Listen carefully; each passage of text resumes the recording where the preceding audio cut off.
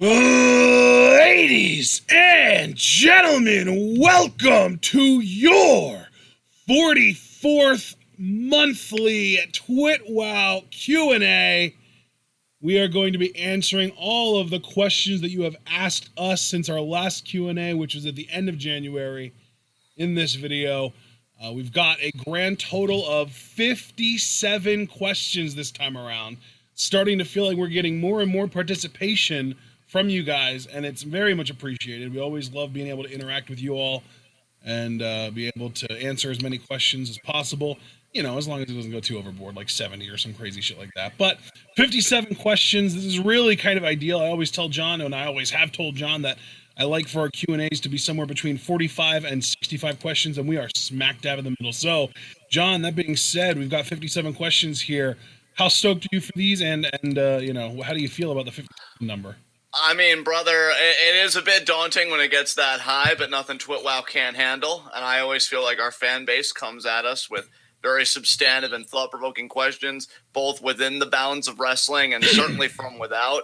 You know, we've had football questions, we've had sociological questions, political questions, questions of all stripes, really. And I'm just curious to see what goodies we've got this month. So let's dive right into it, man. Let's do this. All right. Our first trio of questions come from Hypothesis. He's always posting questions as soon as the video goes up to process after we're done with it from the previous month.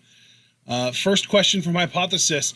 Do you think WWE should establish a trios division if it left fewer wrestlers in catering, like CMLL did many years ago? I mean, I'm all for people working and, you know, earning their check, and not in the sense of like, oh, you need to earn your subsistence. But I know people that are in catering like want to wrestle, and I think, you know, any opportunity for them to do so should be welcomed, provided that it's entertaining, it's written well, and it's not, you know, bloating a product that may already have a lot going on. So if it's manageable, I'll say in a nice little neat umbrella term, if it's manageable, absolutely. But I think it really is a logistics issue more than anything else. But on the face of it, I'm absolutely for it. What about you, Ashton? I actually am going to kind of go the other way on this. I'm going to say hard no, because I think that the WWE needs to learn how to incorporate everyone into storylines without needing championships involved.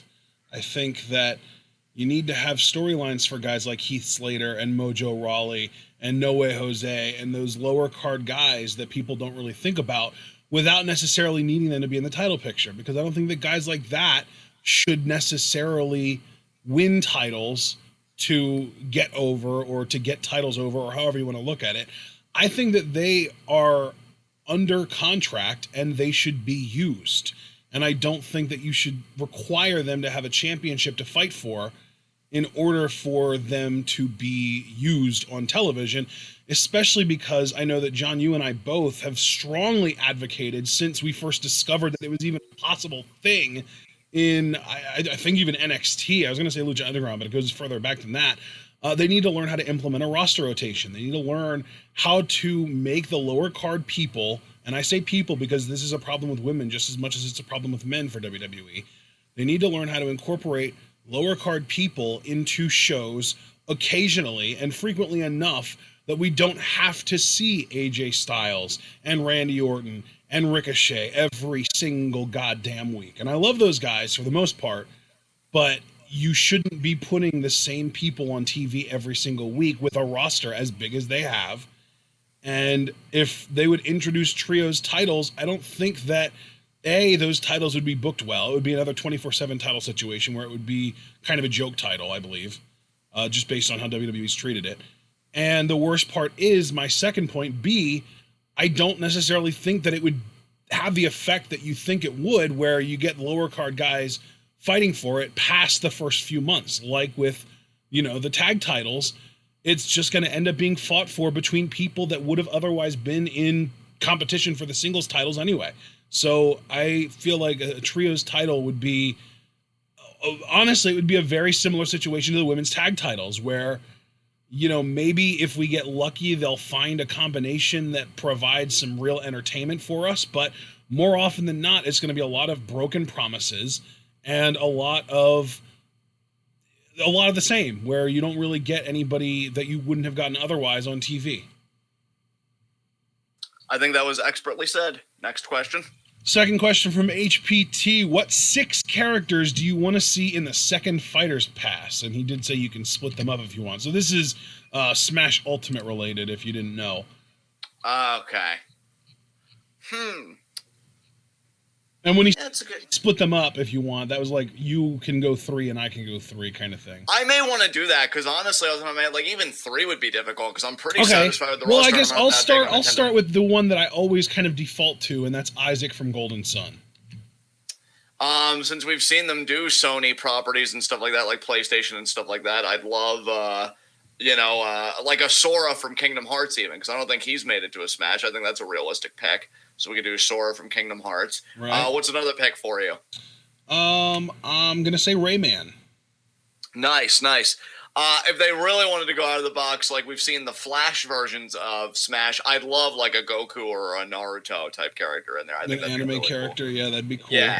Yeah. And I guess just to kind of stick in the anime theme almost, although this is more, they made anime based on games rather than it's just a standalone anime. How about Cloud from Final Fantasy?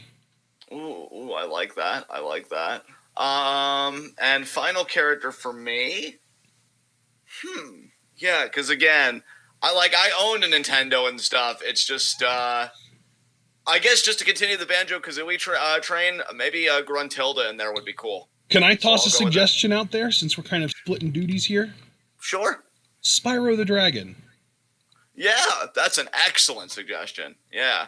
And that same vein, a Crash Bandicoot or something. Yeah. Oh, hell yeah. That would be great too. All right, I think we handled that question pretty well. I want to leave the table while we're still hot. So next question. Third and final question from Hypothesis. Brock Lesnar is about to charge at you like he did Elias at the Royal Rumble. What wrestler would you have there in front of you to save you? I mean, given that Brock eliminated him, I'd still use him anyway as a shield, given that you can't alter the future, or alter time. Keith Lee, and if not somebody already in the Rumble, then maybe I would just try my luck with Dijakovic. I'm gonna say fucking Suzuki. Hello. There you go. Oh man. Apparently Cloud is already in Smash Ultimate, but we named 7 characters anyway, so I'll just replace my pick of Cloud with Spyro, and we're good. There you go. Yeah. All right. Let's get to our second batch of questions. This is from Super Blue. Super Blue kind of spaces his out, but I always go by when the first question was asked as when we answer it. So the 5 questions from Super Blue. First up, how do you feel about the results of Big Bucks for Old Fucks 5, a.k.a. Super Showdown 2020? You know what? I just want to get ahead of this right now, and I'm glad that was asked, because I know you were saying in the Discord, Ashton, that I was going to rant angrily, but I don't know if you saw my tweet. I made a conscious decision to heed what I've been learning in therapy and not give any more power to WWE's booking than I already do with my ranting. I really just let it all out in the Discord, which you all can get access to for $3 a month. There's still time for February, so you can get in on March. But what I do want to say about it, I'm glad that Jomo's a champion again, because the question was, how do you feel about the results? Morrison and Mrs. Champs, very cool. I'm curious about them feuding with the Usos, which I totally think is going to happen. Reigns beating Corbin was the right call. They shouldn't have even had another match. I feel like when Corbin got the dog food on him, that should have been the end of it. Bayley retaining. I love Naomi, and I do think she should get another run. But the money matchup on that side is definitely Bayley versus Sasha, which I'm still not convinced they'll even do. But at least it's still a possibility now with Bayley retaining. What else? Seth and Murphy retaining the tag titles. That's fine. That's harmless. Brock beating Ricochet. Everybody saw that coming, right? Ricochet. I was hoping for more of a competitive matchup. I was going to say, I didn't watch it, but I've heard that it was pretty one-sided, squashed straight up. Yeah. 3 suplexes and an F5, and that's it. Yeah, and I think I was kind of hoping for something more Balor-Lesnar from the Royal Rumble 2 years ago. But, we didn't get that. Garza beating Humberto, just great for Garza getting the push. AJ winning the gauntlet and Taker laying him out without even taking his hat off. AJ will probably look for a rematch, be like, I wasn't ready. And, that's how we'll get Mania. Again, I would have loved for Edge to be AJ's Mania opponent, but it's an attraction matchup that I'm sure will draw eyes. And then obviously the big thing, Goldberg beating The Fiend. Look, again, I'm not going to get angry. I'm not going to give power to it. Instead, I mean, dude, I'll I've say, been hyping people up, telling them that you were going to rant on it here. well, then they're going to be disappointed. There's nothing to rant about, dude. We've been over this before, and I've even said that my new tactic now is just to promote the wrestling that you guys like. I'm the biggest fan right now of Stardom and New Japan. Like, go subscribe to New Japan World, subscribe to Stardom World. But rather than maybe rant, now isn't the time though because of all the canceled shows. True, but maybe that's also the time to catch up on what you've missed until they get back with current There content. you go. That's the way to plug it. There you go. I'll still say go and get on it. And you know, I do just want to say this. Rather than rant and get angry and scream and points getting lost amidst all the rage, I think it's important to emphasize and pronounce that Goldberg's win to me, going beyond the individuals themselves, I could talk about how hard Bray worked with Tom Savini on the makeup and the set and the idea and the mythology and everything else, how he got himself over and how it sucks, and it does. I could talk about how Goldberg's 53, he didn't need this title win to still be an attraction, all that stuff, and that's true. But really, to emphasize that point more, I think it's more an indictment of WWE's mindset that you've signed seemingly 300 plus people and you're still relying on these older guys, which I'm not saying you shouldn't rely on Goldberg, but why does he need the title when, in my mind, a championship, and we've talked about this before, a championship is a prop that should be circulated all year round with people that share the locker room with you. And then you can go, because you're way above titles, which Goldberg certainly is, and be an attraction. The idea that WWE doesn't trust their full-time roster with that prop to make like a meaningful match out of it and just trust that Goldberg is an attraction without a championship to do the big match with Reigns, like they did with Rock when he was young before he left for Hollywood against Hogan at WrestleMania 18, you know, and stuff like that. I think it's really disappointing. I think rather than just being angry, it's just I'm sad that they've got such a talented roster. And again, we see more proof in the pudding, as if we needed any more, that this company, when it comes time for Mania season, which I think, you know what, despite any fear of like, is it going to sell? How much money are we going to make? You should make your biggest show like an illustration either of the future, just generally, like what the future of your company is going to look like, or the future in terms of the booking, like what stories are you telling, what stories are you concluding? Like you look at Wrestle Kingdom.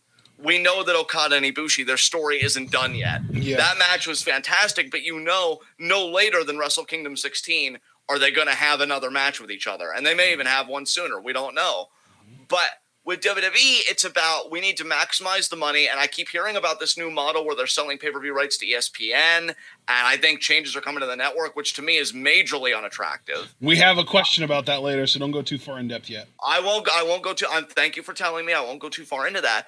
But I think, honestly, I could bluster and this and that. But WWE is not going to change. I get myself worked up and raise my blood pressure for no fucking reason. And I think, rather, it would be more productive to just have an open conversation about how this company, with one of the most talented rosters in the world, in fact, I'm sure you can make a legitimate argument for the most talented roster in the world, just gets cold feet about committing to that roster and is like, hey, Goldberg, you're how old? Oh, 53? Yeah, we could still get a good 3-minute match out of you. How do you want to work? You know, how about working Roman this year? Which, that's a shame, too, for Roman, because everybody's been circulating the clip where he said he wanted to work with The Fiend because he said Bray's been working for this all year. He knows he could tell a good story with The Fiend, and it would actually be a worthwhile Mania match for the title rather than a 3-minute finisher fest, or 5 to 7 at most. So, yeah, it's really just honestly disappointment, not even in the fact that The Fiend lost most directly, even though I do think the performer deserved better, regardless of how people feel about him, just for the work and everything he's done, and even just past booking. I highlighted a tweet from, I believe it was Era of Wyatt, that said, I want to find it. Yeah, it was Era of W, Rambling Rabbit.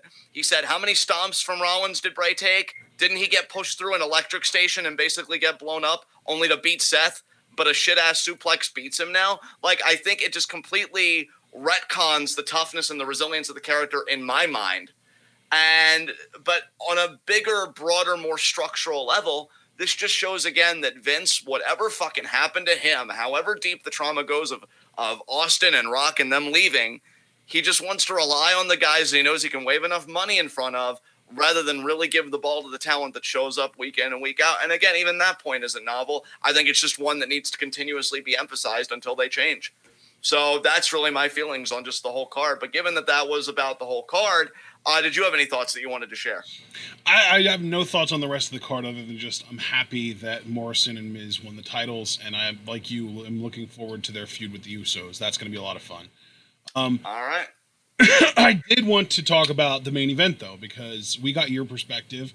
I've kind of been preparing for this, though. I think I even told you, maybe even live, it might have even been during our last Rocket League stream, that I thought that Goldberg was going to beat The Fiend. I thought that it was going to happen. I was expecting it, and then I said that we're going to get Goldberg versus Roman at Mania, and The Fiend versus John Cena, so that The Fiend, Bray Wyatt as The Fiend, can kind of get redemption from losing to John Cena at WrestleMania, like, what was it, 5 years ago or whatever it was. And that would be a way to keep The Fiend really fucking strong, because beating John Cena at WrestleMania is no joke. I mean, it was, for The Undertaker last year, 2 years ago, or however long ago it was, but it's not in general.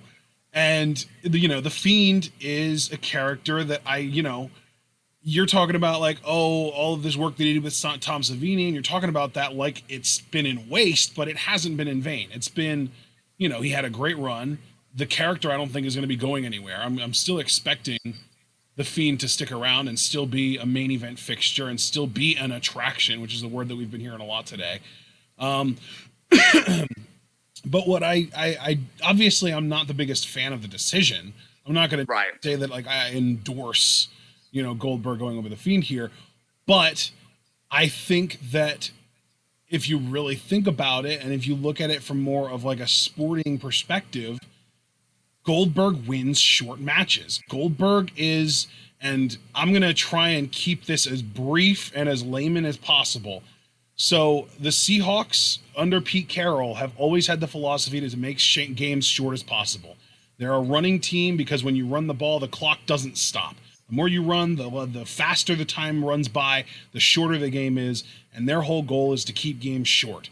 So they feel like they can win more games that way. But we've actually seen over time that in shorter games, in football, in basketball, in shorter fights in UFC and boxing, the underdog is more likely to win in a short fight than in a long drawn out fight, because the longer a fight goes, the longer a game goes, the more plays are played, the more shots that are taken in basketball, the more pitches there are in baseball, the more likely the better team is to win. So Goldberg coming in and going against a guy like Brock Lesnar, going against a guy like The Fiend, and quote unquote squashing them in under 3 minutes, it's not so much a squash as it is just a lucky win. Goldberg gets lucky because he has this initial onslaught, but if somebody can withstand that initial onslaught, they're a lot more likely to beat him because he is old, he does get worn down quickly, and those factors all play out in the matches in kayfabe. So I think that Goldberg being a Universal Champion in 2020 might seem silly to us as hardcore like wrestling fans who want the 15-minute main events and stuff. But in a world where you get instances like, people getting knocked out in 11 seconds in UFC and stuff like this, with Goldberg beating The Fiend in 3 minutes, and if you even paid attention, The Fiend was up on his feet acting like nothing ever happened 30 seconds after the pin. And again, we can go back to Hell in a Cell. Seth beat The Fiend by ref decision and then beat the shit out of him when they were trying to take The Fiend out on a stretcher.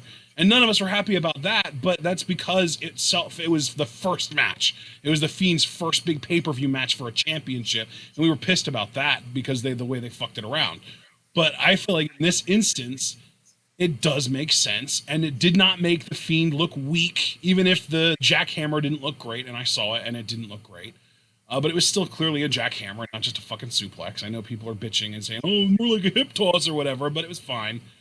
But yeah, like, he's a fucking, like, even Angel in chat said, Goldberg is supposed to be the Mike Tyson in wrestling. That's how he's always been booked. He's a knockout artist, if we're using boxing terms. He's a knockout artist. If you avoid the knockout blow, you stand a chance. And with Goldberg, he got 4 spears in on The Fiend, and he kicked out.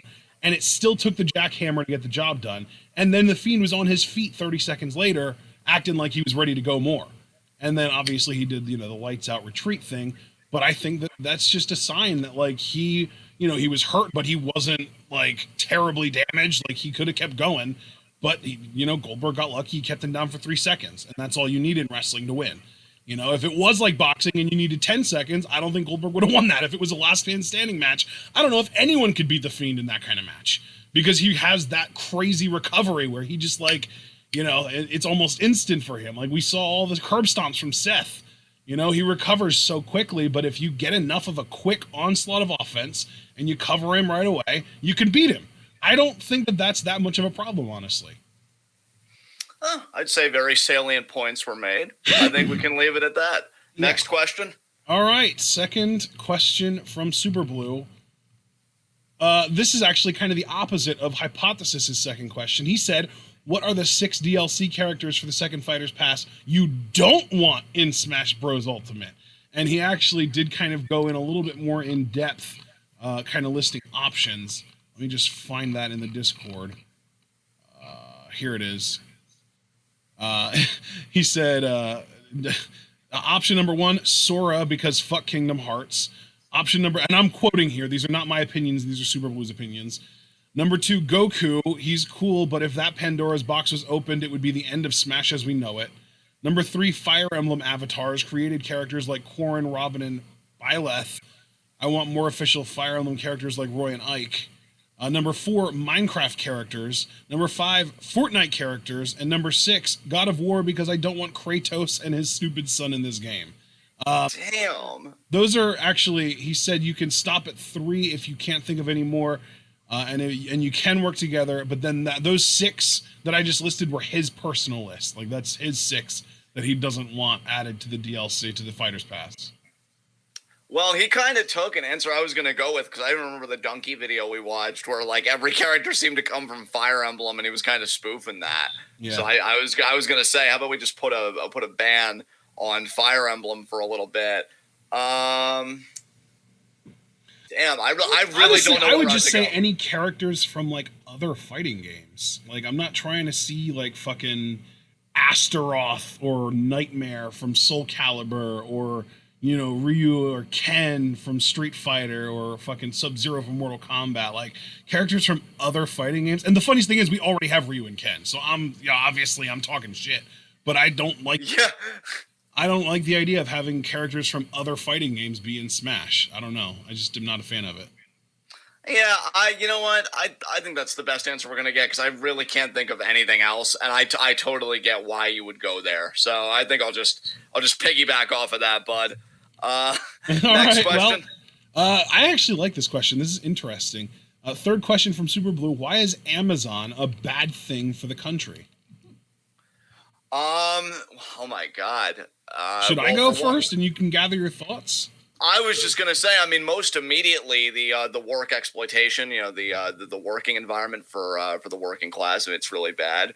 I think it's also bad because I think, and I know that this is more on the individual. You can't necessarily blame Amazon for this personally, but I think it nurtures and instills kind of bad habits, or this expectation of like fast delivery, and we don't really think about the costs of that. I still use Amazon. Like I'm not going to try and act like a purist. I still absolutely use it.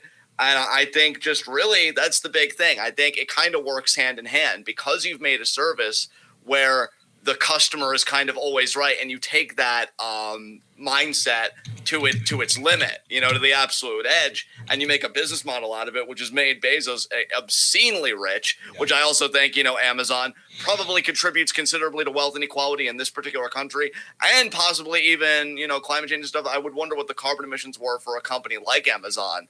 I just think if you look at any structural issue or any big holistic issue like climate change and stuff like that, I'm not saying Amazon's at the epicenter of every single one, but I do think it is a participant in those structural issues, just very generally speaking. So that would just be, kind of my take on why it's bad for the country. Dude, I was literally, my answer was going to be Amazon is the manifestation of a broken system. Amazon, They aren't breaking any rules. They aren't doing anything illegal. Everything that they're doing is completely by the books, and yet it is so completely immoral, you know? Yeah, exactly. Like, I really, couldn't have said it better. yeah, like they as a company, they provide a very useful service that I think that the country is better off having than not having. But the treatment of their employees is horrible.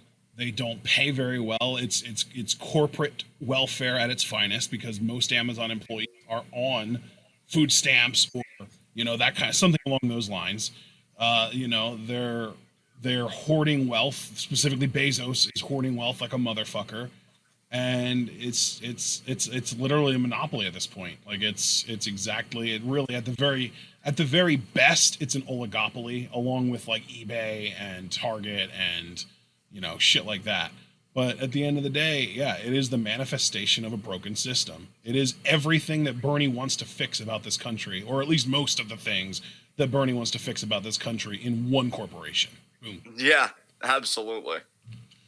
All right, so fourth and final, or not final, fourth question from Super Blue. How do you feel about the end of Dragon Ball Z Abridged, and what are your favorite moments? Um, originally I was a bit bummed about it, but you could kind of see for a while that Team Four Star, with them owning their own production house and everything, because they've got a very loyal fan base from where I sit.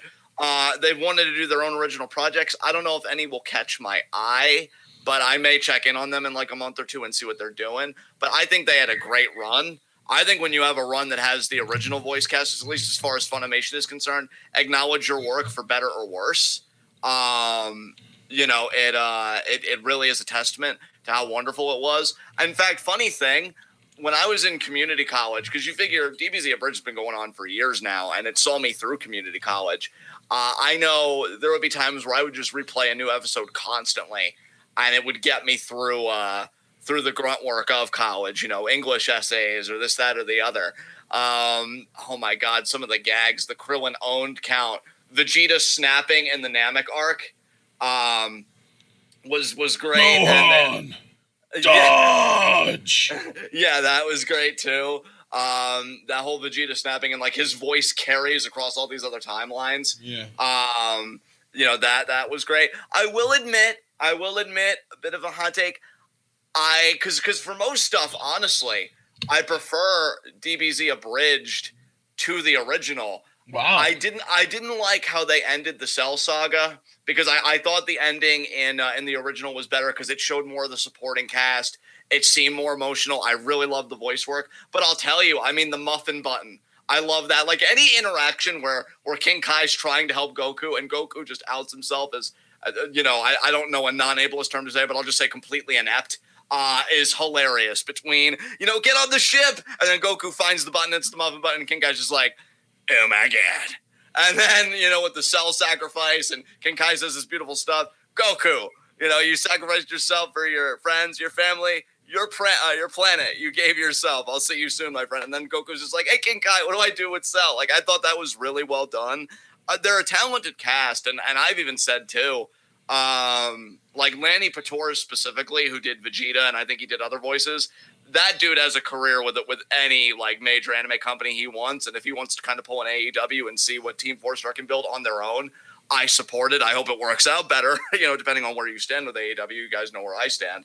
But he's genuinely talented. In fact, that was my biggest misgiving about DBZ Abridged even being a thing, was that Lanny had to give up doing Yu Yu Hakusho Abridged, which I was also a huge fan of. So, yeah, I think just everything these guys did. Hell, even how they explain things, like Vegeta and Bulma's relationship, I felt like was done better in the Abridged than the actual show. Krillin in 18, I also thought was really well done. The dynamic between Gohan and Goku, again, really well done. So I like the artistic liberties that they took for the betterment of the source material, and it's very rare that you see that. Yeah. But I've got nothing but praise for that whole crew, man. I mean, they went out and they did it, and they turned it into something that, even if they didn't make money off of it directly, again, you look at the Patreon. I haven't been on their Patreon in like a few years, but I know that when they had a goal of raising $10,000 for their own production house, they met the goal, and they couldn't even believe it. So they made a fan base that really wanted to see what they would do in the future. And I just hope it lives up to the hype that they've kind of generated for themselves because of this series. So wish them nothing but the best. Yeah, I'm on their Patreon now, and they have over 2,000 patrons, but it doesn't say how much is being donated monthly. Right. They have 2,317 patrons. That's fucking nuts. Yeah. Yeah. That's the fan base they've cultivated, dude. It's unreal. Absolutely unreal. We didn't even have 1/100th of that. Yeah. It just shows, man, they tapped into something really special. And I would be curious, too. Now, we'll never have any way of finding this out. But you talk about, like, data and looking at relationships and this and that. I would love to see how much their abridged series made conversions to people, like, buying maybe box sets or DVDs of the actual source material. Yeah. Because they even say at the beginning, like, support funny animation, Toei Animation, Fuji TV, Akira Toriyama. Well, how much of that support actually translated? That's what I'd be curious about. Yeah. We should make a Lucha Underground abridged series, see what kind of traction that would pick up. Yeah, right. And then maybe it would be enough to bring it back. You never know. It's a wonderful time, just take a chance. These guys did, and I think it worked very well for them. So do you have anything you wanted to tack on? I don't really. It's one of those things for me where I did enjoy DBZ abridged, but I don't feel like it was as significant in my life as it was yours. So I really just wanted to kind of take a back seat for that question and let you handle the majority of it. Yeah, fair enough. So let's move on to our final question from Super Blue. And I was a little bit confused by this, but I think I get it now. He wants us to cut promos on the Forgotten Sons, Buddy Murphy, and Adam Cole. And for the Forgotten Sons, he wants us to cut a promo on them going from Forgotten to like Defenders of America, which I haven't really picked up on that. But then he wants us to cut a promo on Buddy Murphy for losing his first name again, and he wants us to cut a promo on Adam Cole for trashing Kushida, literally throwing Kushida in the trash can. I mean, and this is Super Blue. Yes. You said this is a Super Blue question, right? Yes. Okay. About that. I know, Super Blue, that you love Kushida, but here's my Adam Cole promo. You're doing amazing, sweetie. Proud of you. Yes. Throw Kushida in an even bigger dumpster next time, because Kushida's No, not a bigger one, a smaller one, so he's less comfortable in it. Exactly, because fuck your comfort. And second of all, Kushida's a bitch. All right, he had it coming. Maybe if he didn't want to get thrown in the trash, which is practically his native home. I mean, I know he says Japan, but come on. We all know he came out of a dumpster and just somehow managed to forage his way into the real world. He's worthless, okay? If he didn't want to be thrown into a dumpster, maybe he shouldn't have breathed in Adam Cole's direction. Don't you understand that when you're the world champion, and may I emphasize, people, a world champion with that fucking jawline, you don't just walk up and are like, hey, Adam, you see that breathing motion I did? See, I'm allowed to do it because I'm a healthy distance away from Adam Cole. Kushida had the audacity to exercise his lung capacity because he was showing off. You fucking know he was showing off. I mean, that's all he does. That's his fucking, like, it's his tactic. He loves to show off. That's his whole... Well, now Adam Cole actually outed a talent that we can all agree on, Kushida. You're a very proficient dumpster diver, aren't you? Go fuck yourself. Eat shit. And Super Blue, I know this was like a gotcha question for you. It's like, yes, as the ultimate Kushida stan in the Discord, again, $3 a month, I can finally trap these guys to say something good about Kushida and saying something negative about Adam Cole. Yeah, free will sucks. We're not your puppets. Yeah, free will's a bitch, isn't it? Sit the fuck down. Anyway, who the fuck is next? Who else did he want promos on? He wanted us to cut a promo on the Forgotten Sons for going from Forgotten to, and I'm gonna find this question to make sure I quote it correctly. For going from being forgotten to defending America's honor. Okay, yeah. I'm going to act on the basis that this is true, even though, like you, Ashton, I'm not convinced. Why? Like, this country I mean, the whole fucking thing sucks. with the Forgotten Sons gimmick originally was, like, vets, I think. I mean, yeah, congratulations. You contributed to U.S. imperialism and maybe even shots. I don't know if you saw combat or not, but if you saw combat, congratulations. You shot people that never individually did a wrong to you. Maybe if you thought for 2 seconds, you'd realize it's not individuals that cause war, but states that cause war with each other. And we're just the fucking pawns in this whole thing. So congratulations. You drank the Kool-Aid. I'm sure it tasted really fucking sweet going down, operating on the assumption that this is true. And then if you have the audacity to defend it, well, we had to. America's interests. When has America ever been invaded? I'm not talking about attacked, because everybody would immediately go to 9/11, but I am talking about a full-blown invasion, presidents usurped, puppet dictators installed, like we've done for most of Latin America and other countries. When has that ever happened here?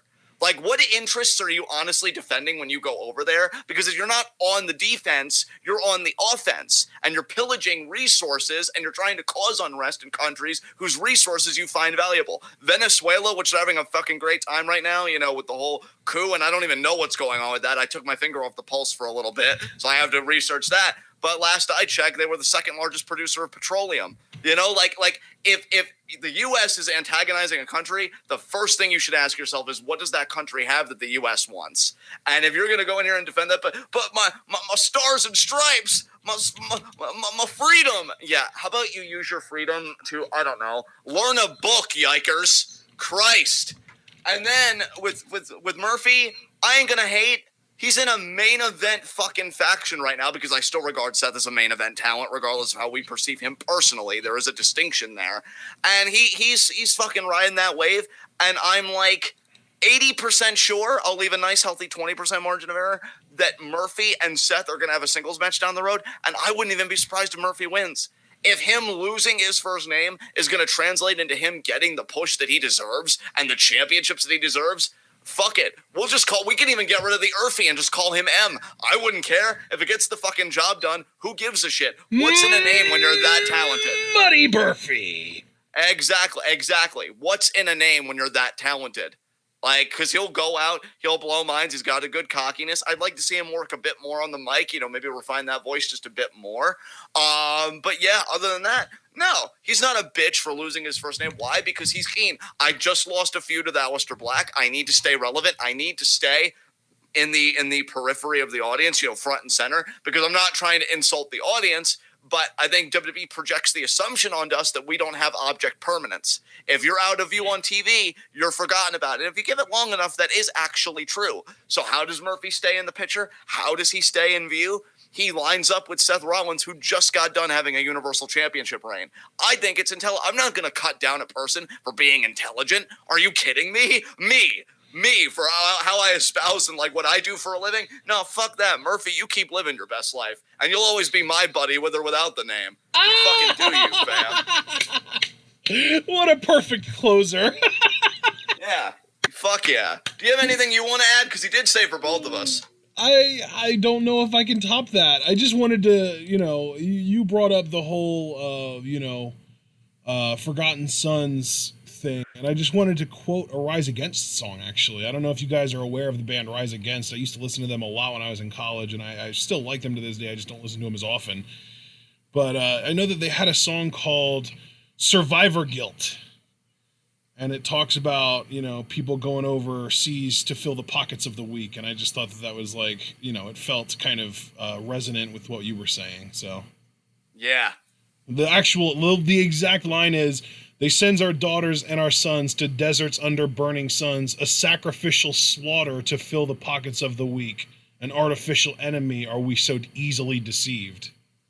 Perfect. Yeah. Perfect. That's it, people. Next question. First question from Noob & Co. If Mandy and Sonya face the Kabuki Warriors at WrestleMania 36 and lose, do you think they'll break up? I think they're breaking up regardless, but I don't think it's going to I think this is like a really misleading question, because you're forcing upon us a match that is highly unlikely to happen at WrestleMania. Like I am 100% convinced that Bliss Cross are going to take the titles from Kabuki Warriors at Mania. See, and I'm not on that train at all. I think Kabuki Warriors are going to retain, but I think they're going to beat Beth Phoenix and Natalya.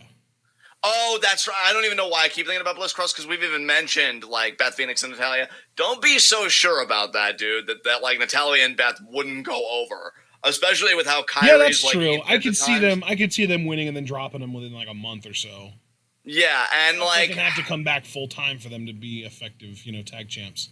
exactly. So yeah, honestly, thank you for correcting me at least on that one part, Ashton, because I keep thinking about Bliss Cross, but yeah, fucking Pinup Strong, whatever they call themselves now, that's more likely Divas to be of the Doom. case. Divas of Doom. There we go. Divas of Doom, is probably going to be what does it. But as far as Mandy and Sonya, the whole angle they facilitated last Friday with like, what about your Ziggler. text, Tucker? Yeah, like I feel like Sonya took Mandy's phone because she would be the only one close enough to have access to it, and maybe they want us to think that. I don't fucking know, but I just feel like you could see the writing on the wall. I think it's a shame that they broke up rather than doing the angle that they wanted to do. I'm not even saying it would have been good, but who knows? I saw on the one that it was most likely fake, but the leaked WrestleMania card that it was Dolph Ziggler versus Otis with Mandy as the special guest referee. That would be amazing. I would fucking love that. I would like that too, because then Mandy would have to make a choice, and exactly. we could do the whole thing. Yeah. But honestly, if I was writing the angles, she would pick Ziggler at first, and she would basically have to realize how much of a douchebag Ziggler was, and then earn Otis back. Yeah, that would be something. Yeah, I actually like your thinking there, friend. But yeah, I totally think they're going to break up. I think it's going to be totally separate from the women's tag titles because this Otis angle is actually still having mileage. People are still invested. I'm invested. Yeah. I mean, God, I'm really cynical when it comes to undercard angles like this. So yeah. Next question. Up next, our second question from Noob & Co. What is your favorite Stardom match ever in honor of Stardom's 9th year anniversary? God, see, I'm going to make a confession here because I know Ashton's like tried to help it along. I really haven't gone back unless him and I are doing it together and watched like old Stardom matches. To be honest, like I feel like because there's already like so much wrestling involvement we do because we're a full-blown podcast, like anytime I get that like we're not doing this, unless I really like a match or I'm really thinking about a performer, I'm going to do things like other than wrestling. Yeah. So I haven't really gone back and watched past matches, but I will say my favorite Stardom match ever, I think, as it stands currently, has got to be that Artist match at that year-end Korakuen show. That Artist match was fucking boss. Wow. So I Even got over Arisa Konami on that same show. Yeah, because honestly, Arisa Konami, I enjoyed it, and I love that it made Javaris a fan, because now when Konami becomes World of Stardom champion, like, we're going to pop bottles together on his private yacht. Hell yeah! Am I invited? Oh, dude, fuck yeah. Like, you even have to ask. Bring that face over here. I feel rude not asking. I don't want to just invite myself. You're adorable. Come over here. But no, I just feel like that Artist matchup was just the best thing on that show to me. And yeah, like I haven't rewatched it yet, but it probably will be a Stardom matchup one day that I just am in the mood to rewatch because all 6 of those women put their fucking back into it. I mean, good stuff. But what about you? Now, this is more of a question for you, dude, because you've done your homework. What is your favorite Stardom match ever? I think from a match quality standpoint, more recent stuff, like I would probably say like Arisa Kagetsu in the 5-star or Jungle Kagetsu in the 5-star would be up there. Yeah. But just broad scope, grand scheme of things, not necessarily because I thought the match was exceptional, but because of the implications of the match and then the post-match, I would say the Tag League Finals in 2016.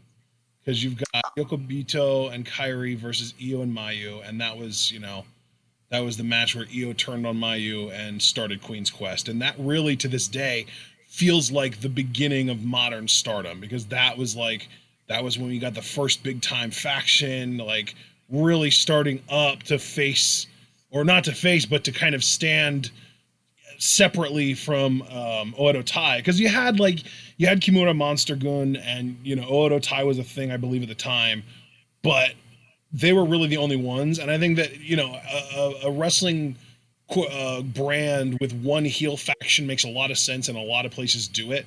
Hell, even AEW has like the Dark Order and the Inner Circle and shit like that. Like, heel factions are normal. I think Queen's Quest's formation was the first domino being knocked down that kind of led to the current format where we have the draft every year and we have everyone pretty much in a faction, and everything kind of revolves around the factions, and the artist belts are now really the faction titles. Basically, it's like who's the strongest unit at any given time and all that stuff. So I really feel like that match, not only just the match itself was great, obviously it was a stardom match. Stardom matches, especially with workers of that quality, are always going to be great. But when you take into account the betrayal and the post-match promos from everyone, it was Io cutting an amazing promo, talking shit, talking about how Mayu needs to try harder, she needs to train harder, she's grown content.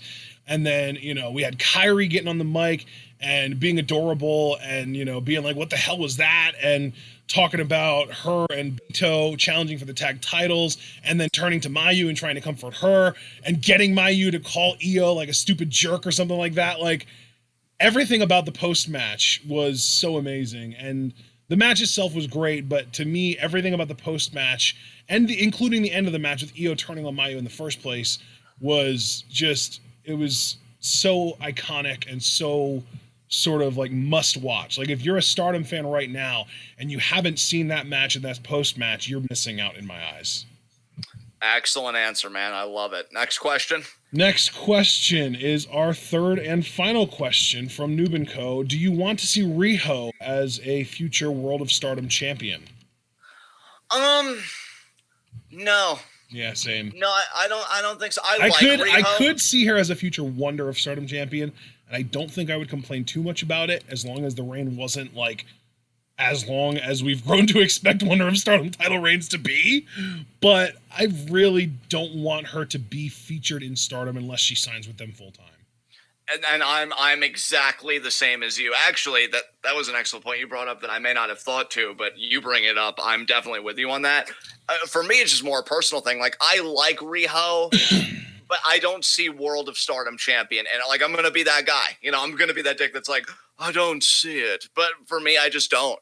And especially like Ashton said, if she's not going to show up every show, like, that's what makes Mayu such a great champion, whether you like Mayu or not. Yep. And we've seen people that actually don't like Mayu. They do exist. It does surprise me a little, but they're out there. Yeah. She shows up every show, and I think that's how a world champion should be. So yeah, nothing against Riho. To me, your world champion in a perfect world, your world champion should be your workhorse. Yes, absolutely.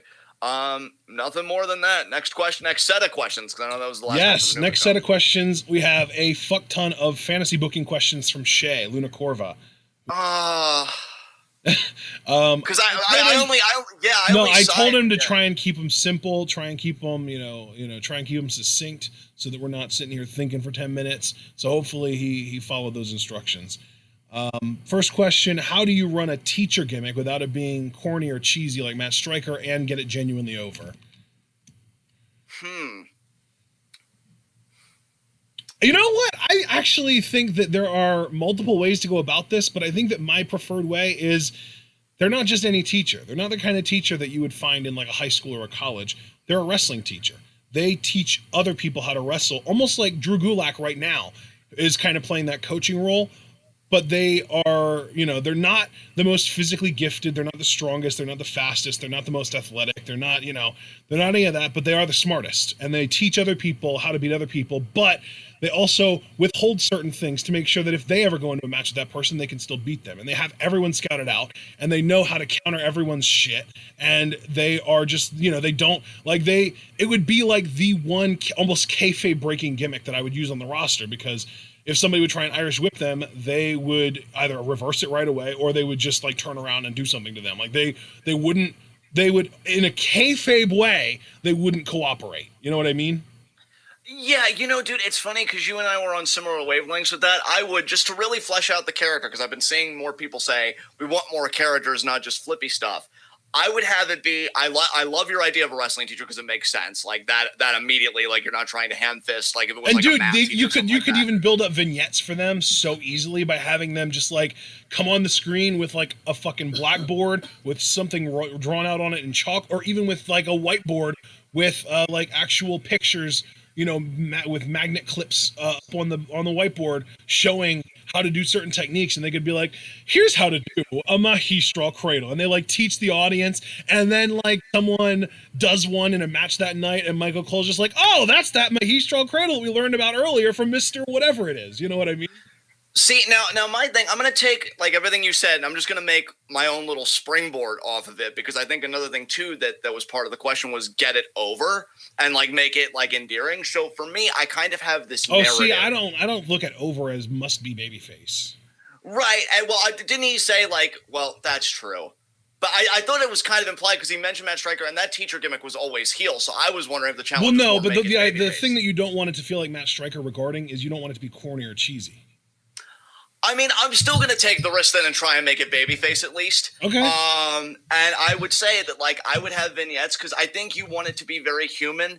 And I think even you could like tie it in because you look at like wealth inequality and what's going on in this country right now. Teachers get hit hard. Like how many schools do we hear about? School lunch programs get cut. Teachers can't afford paper. You know, like schools get hit hard. So I would have it where it was this wrestling, teacher. It's pretty much like a coach, like this wrestling coach was in this really poor school district. They didn't even really have much of a wrestling program. Was about to get cut. They come in. They're like, give me a season to work with these kids. Let's see what they can do. Maybe he even takes a student or like a team of students to the state level. They rank second statewide, whichever district he came from. Next season, I think you did, Shay. Yeah, because Shay just showed up. Because we already talked about Goldberg Fiend, so yeah, you did. Then next season comes around. He's like, wow, we had a really great outing, but he finds out the program's being cut. Budget stretched really thin. They know they had a great outing. Teacher needs this because he has a family to support. We don't have to show the family life. We don't have to get that hokey. But they were like, look, I either got to do or I got to die. And, I've learned, being in wrestling all my life that, going gets tough, tough gets going kind of thing. So he's sitting at home. He's watching WWE. And he's trying to make the transition just from watching tape as a coach. It's one thing to make the transition as an athlete. I think it would be more interesting to make the transition as a coach. Like, I've taught this style of wrestling. Can I teach WWE? So we just show him like watching hours and hours and hours of content. And then you get like, I would have it be a long form freaking story, because then he goes to Full Sail to be a coach / kind of manager because he wants to observe his prospect directly, takes a talent under their wing, name them fucking anybody. I'm not going to get into that side, but they do really well. Maybe they struggle at first, they get better. And I would even have that carry over to like the main roster. Maybe they win like in their debut, like the US title or something because of the coaching and everything. And you just kind of keep like emphasizing that, like, yeah, this teacher's like really freaking effective, and they help baby faces like overcome nasty heels because they want to preserve the integrity of wrestling, but not like Imperium where they're like elitists, but like genuinely just hates to see cheating. So that's kind of the route I would go with it. All right. I think we've both answered sufficiently. Let's move on. Second question. Transition a guy from being a ring announcer, and then he did add, ideally a young one, to an actual wrestler on the roster, and how that would come about. I think the most straightforward way was you'd get like some kind of heel, young, obviously, but say like much like Shane McMahon, where they're not pleased with how they're being announced. And every time they're not pleased with it, the antagonisms just go a little bit. Maybe it's just like you tug on the tie. Maybe the next time it's like a shove. Then it's like, man, how many times do I have to keep telling you, this is how you announce my name? And they almost like gaslight the ring announcer, because even when they do it exactly as the heel dictates, the heel, just by virtue of being a heel, is a dick, and it's still not enough. So then they like pie face them, slap them, and you keep escalating until finally they like go to slap him again, but the $2 super chat from TPA Cliff. Hi, any important wrestling news going on today? You should know what the news is, Cliff. We've all talked about it, particularly Goldberg being the new Universal Champion. Yeah. But the announcer like catches the hand and he like starts fighting back, and then you get the whether it's a general manager figure or what, you can't be getting involved with wrestlers when you're a ring announcer. And he pleads, to change his contract status, like, let me compete because this heel's not going to start, stop picking on me. They've done this type of story before, like with referees and stuff. I just feel like you've got the template. You just shift it to ring announcers rather than referees, and that's kind of the route I would go with it. What about you, Ashton? I think I want to go the opposite.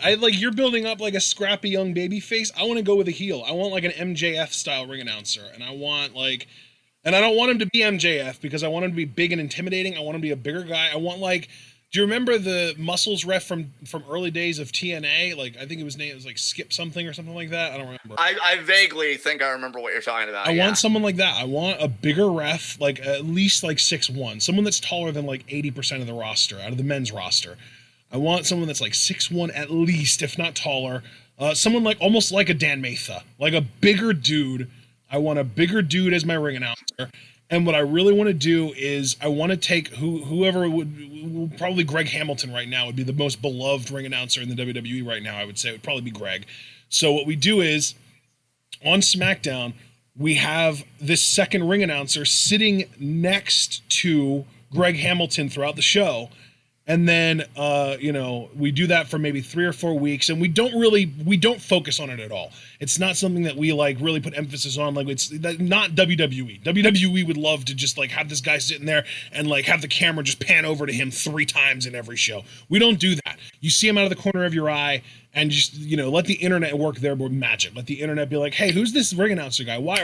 Or it would probably be someone that would be recognizable. So like, hey, why is this Dan Matha guy? Why is Dan Matha out here sitting next to the ring announcer looking like he's going to be a ring announcer?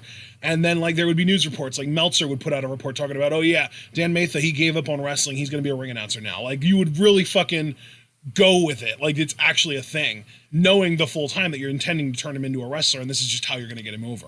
And I'm only using Dan Matha as an example here because he's a big, tall, young-ish guy with muscles who really fits my mold. I would obviously like somebody more talented than him, somebody who can actually wrestle unlike him. So, if somebody else comes along, maybe, Killer Cross would be great for this, but he's almost too big of a profile to do this with. You would want somebody with a little bit of a smaller profile, somebody that hasn't really made a name for themselves yet, which is why I think Dan Matha is closer to what I'm looking for here. Even like a Dio Madden, if they wouldn't have had him on commentary, would have been a good option for this. But somebody along those lines. Big, tall, muscular, good-looking guy that can work. And obviously they have to have a good voice too. So you would have them just sitting with the ring announcer, with Greg Hamilton on SmackDown for a few weeks. And then randomly they would actually do their first announcement. It would be maybe for like a lower card match, like let's say Heath Slater versus Drew Gulak, for example. They would do their first announcement, and they would intentionally the babyface's name. And I say intentionally backstage, obviously the people on the internet would fucking jump all over it. They would be like, wow, this guy sucks. He couldn't wrestle, and now he can't do this either. Holy shit, all that stuff.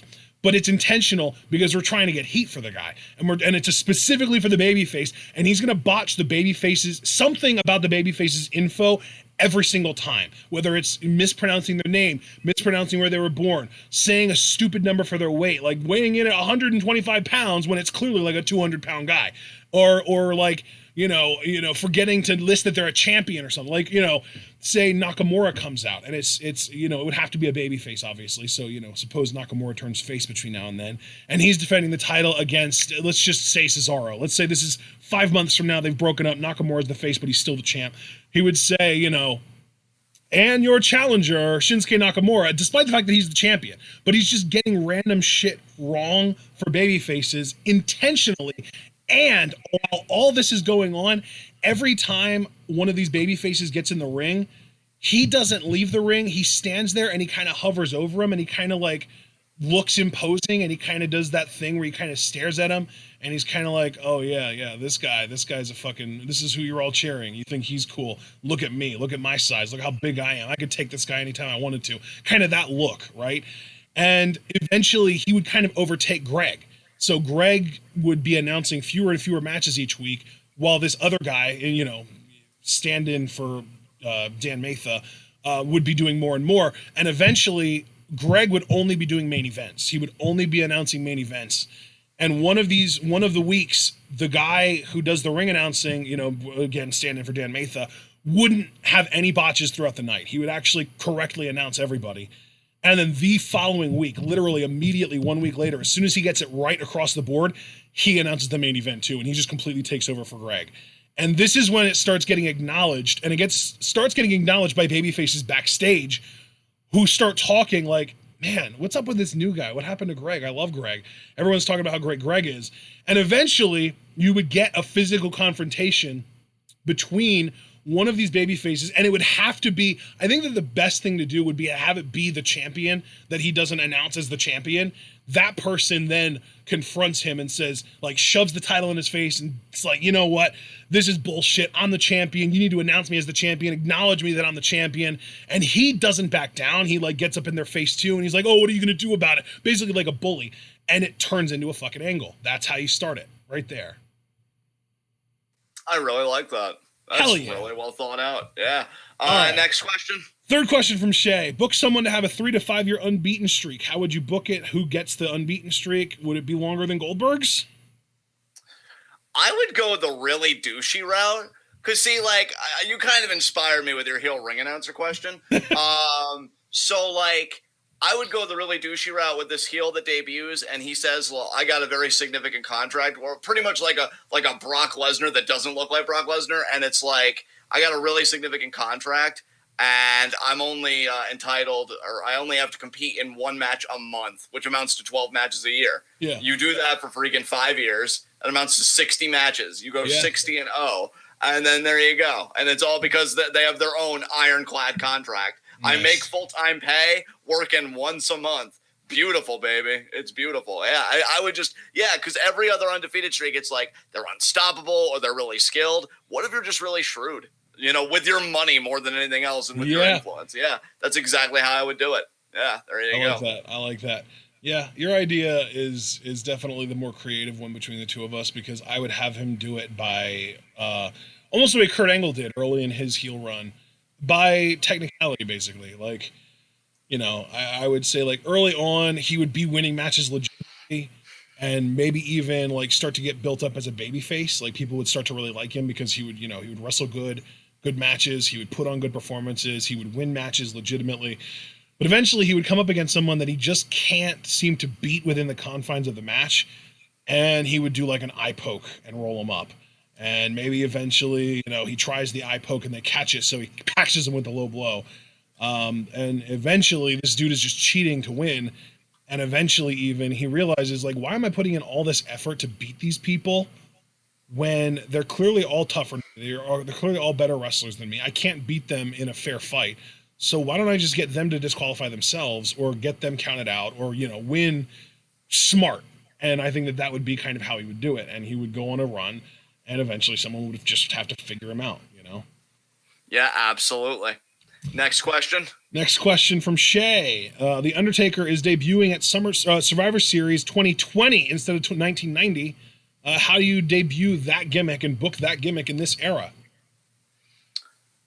Honestly, my answer is really simple. No different. I wouldn't change a damn thing. That's really where I was going, dude. Because, like, how do you change something that still endures today? Yeah, like, The Fiend is the closest example we can come up with to that. And The Fiend, the more supernatural and the more crazy and out of this world and over the top you go, the better. So I wouldn't change anything about The Undertaker, except the only thing I would change is because we do have hindsight and we do know what worked for The Undertaker. I would skip over, like, the purple garden gloves phase and just get to what we know works.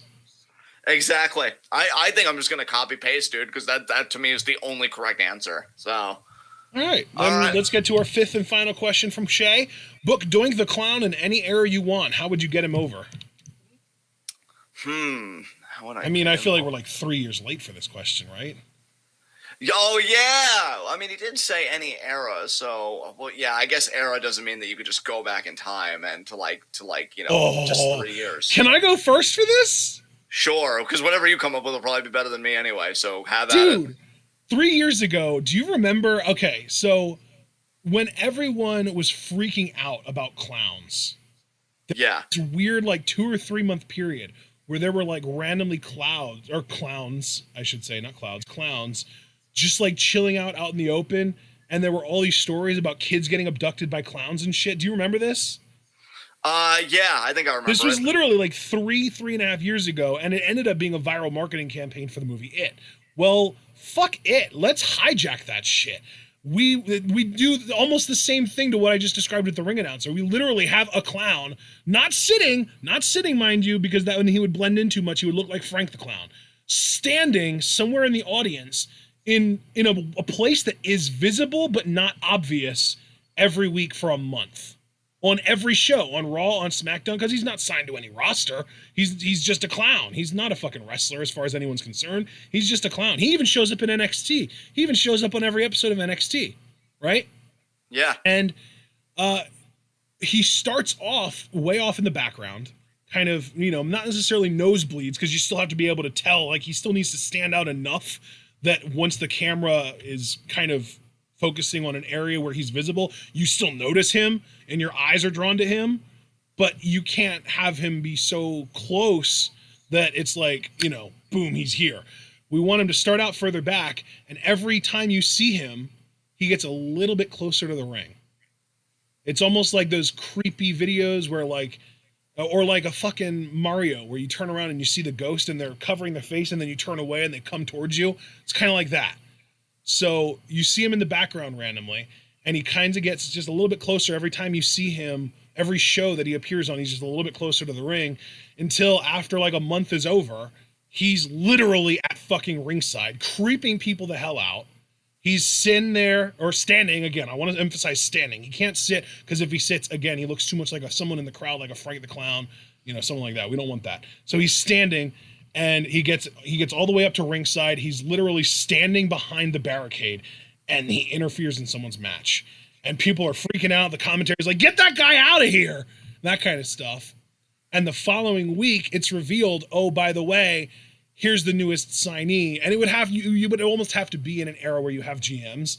And in 2017, we did have GMs. So this would have worked in 2017, because then that GM, and ideally it would be a heel GM, would announce our newest signee, Doink the Clown, is going to be wrestling, insert Heath Slater level talent here. Heath Slater, Zack Ryder, Kurt Hawkins, whoever the hell. And they would get in the ring and they would be creeped out, and they would really have to sell it like, oh, what the hell? Who is this guy? Who are you? Do I know you? Why are you not in the locker room? What's going on with this? And eventually they would take a swing at the Clown, and the Clown you would really hope that the Clown would be able to pull off a really counter-based offense. Like they would be able to rather than going on the offensive and taking swings and really trying to beat the hell out of someone, he would just turn all of their own momentum against them. And I don't know. I almost feel like we would almost want to try to kind of channel Kazarni here and have him do a cradle DDT or something like that as his finisher. But yeah, that's how I would kind of debut that character. All right. Well, that beat the pants off of anything I could come up with, but I'm still going to try in the effort of honesty, knowing that Shay asked this question. Okay. So we have it established in canon, because I don't want to go too far out of bounds, right? That Heath Slater's got kids. I think when him and Rhino were a tag team, they even showed Heath's family. How many kids does he have now? 5, maybe even more that he doesn't know about. We'll say 5. Hell if I know. Let's just assume 5 for the sake of argument. We'll say 5 for the sake of argument, keeping this moving. So we have a segment where, Heath's on the phone backstage. It's been rough for him because he got beat by Daniel Bryan twice. He isn't really getting much bookings. Oh, you're doing this now? Yeah, we're doing this now. And, money's tight, but he is friends with a guy that is a party clown for a living. He's like, come on, can you do this for my kids? I don't want them to not have a birthday. Things have been rough. And, the Clown comes in the next week because he's like, you know what? I'm always on the go. Maybe I could save some money, just bring the kids to work, make it that way. I can even talk to somebody hosting the party in the ring, because how WWE hosts anything, wedding, party, whatever. It always goes to shit. So Heath's got his kids in the ring. Clown, comes in, but I would have the Clown bomb. I would have him deliberately get heat from the crowd, and then I would have the kids themselves turn on him. So everybody's fucking Joaquin Phoenix's Joker in his. Exactly. And you can even say it's very inspired by this. So he bombs not only with the crowd, but with the kid, everybody except for Heath. Because Heath is that awkward, can't read a room kind of guy. And he's just like, oh, hey, man, I know it was rough, but I thought you did great. Look, I feel bad about what happened out there. So why don't you stick around for a little bit? You can watch my matches. Maybe you can even network. And, he would come out with Heath in his matches, and he would give these cards out, to plants. Some would rip the card up in front of his face. Some would actually keep them. Those that keep them, they would call and be like, okay, maybe you just don't do well in front of big arenas. Can you come and do my son's, 3rd birthday party? And we get footage, almost like vignette style, of this Clown doing the birthday party. Again, he bombs. And every time these kids laugh at him or even get rough with him, I would have maybe one kick his shin or whatever. He just gets angrier and angrier until finally, he just turns on Heath, because Heath got him in this whole mess, because he was just living kind of a quiet life, making money here and there. He didn't even want to put the Clown stuff on, but he thought, what the hell? And because money was tight for him too, we'll say. Because again, you look at the real world, not that much of a stretch. and it's just not working. He just beats the crap out of Heath, and Heath's like, I know you're a party clown, but you beating me up wasn't funny. So come out here, we're going to have a matchup. And then he wins the match, and then he just cuts a promo where it's like, I'm done, being your kickstand. I'm done you guys getting your humor, kicking me while I'm down, putting me down. I'll give you something to laugh about. And he pretty much takes off all the clown garb, and he goes for, I guess, a more of a traditional wrestling look. But he keeps his face paint because he never wants to forget his roots, and he never wants to forget what people made him. Mm-hmm. And, yeah, that would just be kind of... I like that a lot, man. I like that a lot. That's I don't know. I think we could kind of combine our ideas together to make for something really epic. There we go. So that's all of Shay's questions we got out of the fantasy booking forest. So next set of questions are from Craig Skiff, the first of which is for me only. He said, do the Chargers try to sign a free agent quarterback or draft a college quarterback now that Phillip Rivers is gone? I wouldn't be surprised if the Chargers went after Tom Brady. I know that Tom Brady is going to be a free agent. A lot of reports are saying he has no intention, or at least doesn't expect to re-sign with the Patriots. So I'm thinking the Chargers are probably one of the top candidates to land Tom Brady. Frankly, if I'm the Chargers, I am going all in on Dak Prescott. Like, if Dak Prescott seriously is going to get let go of by the Cowboys, and you're the Chargers, and you've been looking for that next quarterback to replace Phillip Rivers for like 5 fucking years at this point, it feels like, and you just haven't been able to find one, and you have Tyrod Taylor already in place who has a similar play style to Dak, I really don't see how you can do anything but throw the book at Dak Prescott. Throw your fucking wallet at Dak Prescott. Go out of your way to try and sign him. Actually, let me look. I don't even know if they'd be able to afford Dak if they wanted to. Let me look real quick at the Chargers payroll. Team salary caps, LA Chargers. Let's see. I'm gonna, let me see. How much cap room? Oh, hell yeah. They've got like $52 million in cap space. They could afford Dak Prescott. They could give Dak fucking $35 million a year, no problem. Give him 5 years. Give him fucking $90 million guaranteed. I don't give a shit. Do what you need to do to get Dak Prescott signed to your roster, because that's perfect. That's like, you really... Dak, to me, is like the get of the offseason. Any team that signs Dak Prescott is set for years, because to me, Dak is one of the top 10 quarterbacks in the NFL. And if you can just give him a decent team to work with, a decent supporting cast, he can take a team to a Super Bowl. So I really think that Dak is the number one target that the Chargers should go after. Also, again, I wouldn't be surprised if they were the ones that ended up landing Tom Brady. Personally, if it was on me, if I was running the team, I would rather have Dak Prescott than Tom Brady right now, because Tom Brady needs a very specific system to succeed in.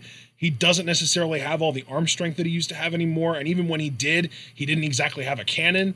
I don't think Dak has a cannon either, but I do think that he has more of an arm talent skill set right now than Tom Brady at 42 years old does. And again, like, longevity matters, and you can have Dak for 15 years, or you can have Tom Brady for 2 if you're lucky. So yeah, give me Dak every day of the week, even though I do think the Chargers are probably going to go after Brady. So then our second question from Craig John is just for you. Which Clint Eastwood movie is your favorite? He said his is The Good, the Bad, and the Ugly. Interesting, because I've seen a few Clint Eastwood films. Gran Torino comes to mind. I gotta say, though, I think I'm going to go with $1 Million Baby. I liked Hilary Swank in it. Morgan Freeman was in it, and I still stand Morgan Freeman in 2020, though I don't think he's had a role that's really enticed me in like several years. That voice is still iconic. And I think I chose that because it does have a scene in the movie. Spoiler alerts for those that haven't seen $1 Million Baby, even though it's been out for years. Hilary Swank is this boxer, comes from a broken home from what I remember, like family's just toxic, wanted to be a champion boxer, comes to Clint Eastwood's character, their gym, where Morgan Freeman's character also kind of helps train and stuff. And a year later, like she's in this big title fight against this just vicious champion, just absolutely like a tank. And she hits Swank's character, and her head hits the stool, like I guess where you sit like between rounds. Major brain damage. She's like in a coma, like on a respirator, gonna die, kind of thing. And there's a scene between Morgan's character and Clint's character where Clint's like, I think Clint's character was named Frankie because I remember that in the speech. And Hilary Swank's character was named Maggie. That's right, her name was Maggie. And Freeman's character was like, Maggie walked through that door with nothing but guts, nothing in the world, doing what she needed to be. A year and a half later, she's fighting for the heavyweight championship of the world. You did that. And, because Clint's character, Frankie, is just like, I killed her. He feels so bad that he got her in the ring with somebody so experienced, again, a very almost like Mike Tyson-esque type champion. And Freeman's character says, millions of people die every day, Frankie, mopping floors, washing dishes. You know what their last thought is? I never got my shot. Because of you, Maggie got her shot. If she were to die today, you know what her last thought would be? I think I did all right. And he said, I know I could rest with that. And I still go to that clip every now, just kind of get fired up. That's very philosophical. That reminds me of the trolley problem. Yeah. I mean, she and he was right, because in the movie you see like her ascent and like where she came from, and she died on her sword like she would have wanted to. I think that's why I like movies like that and Whiplash. We make it seem like that kind of passion is such a bad thing, and I can see why it is. But if you actively make the choice to have that kind of relationship with your passion, far be it from me to stop you. Again, I've been mentioning a lot more lately on a very real level. Like the life expectancy in the U.S. being only like a little over 79 years. That goes by like that when you think about it, and I think why I love that scene and I love that Clint Eastwood movie. It also seemed to be like the less political of his installments, and he doesn't seem to be like as much of like a character that's like very prickly and stuff. Like obviously he's got the edge to him, as like the veteran, weary, like weathered coach. But like him and Maggie formed that bond, and I actually feel like I'm due for a rewatch, truthfully. And I just nice. I just love that speech. I love that scene, and I think the movie ends a bit weird for my taste, from what I remember. But what can you do? I would just still say though it's a fine Clint Eastwood film. I would even say it's a bit restrained, at least on his end, all things considered. So it's good, especially considering what I've been hearing what he's doing now. I think he did a movie recently where he was a drug mule or something. So like, yeah, it's a bit more restrained. But next question. Yeah, next question from Craig is for both of us. So you did one for me, one for you, one for both of us. What's your opinion on Joker getting a whopping 11 Oscar nominations?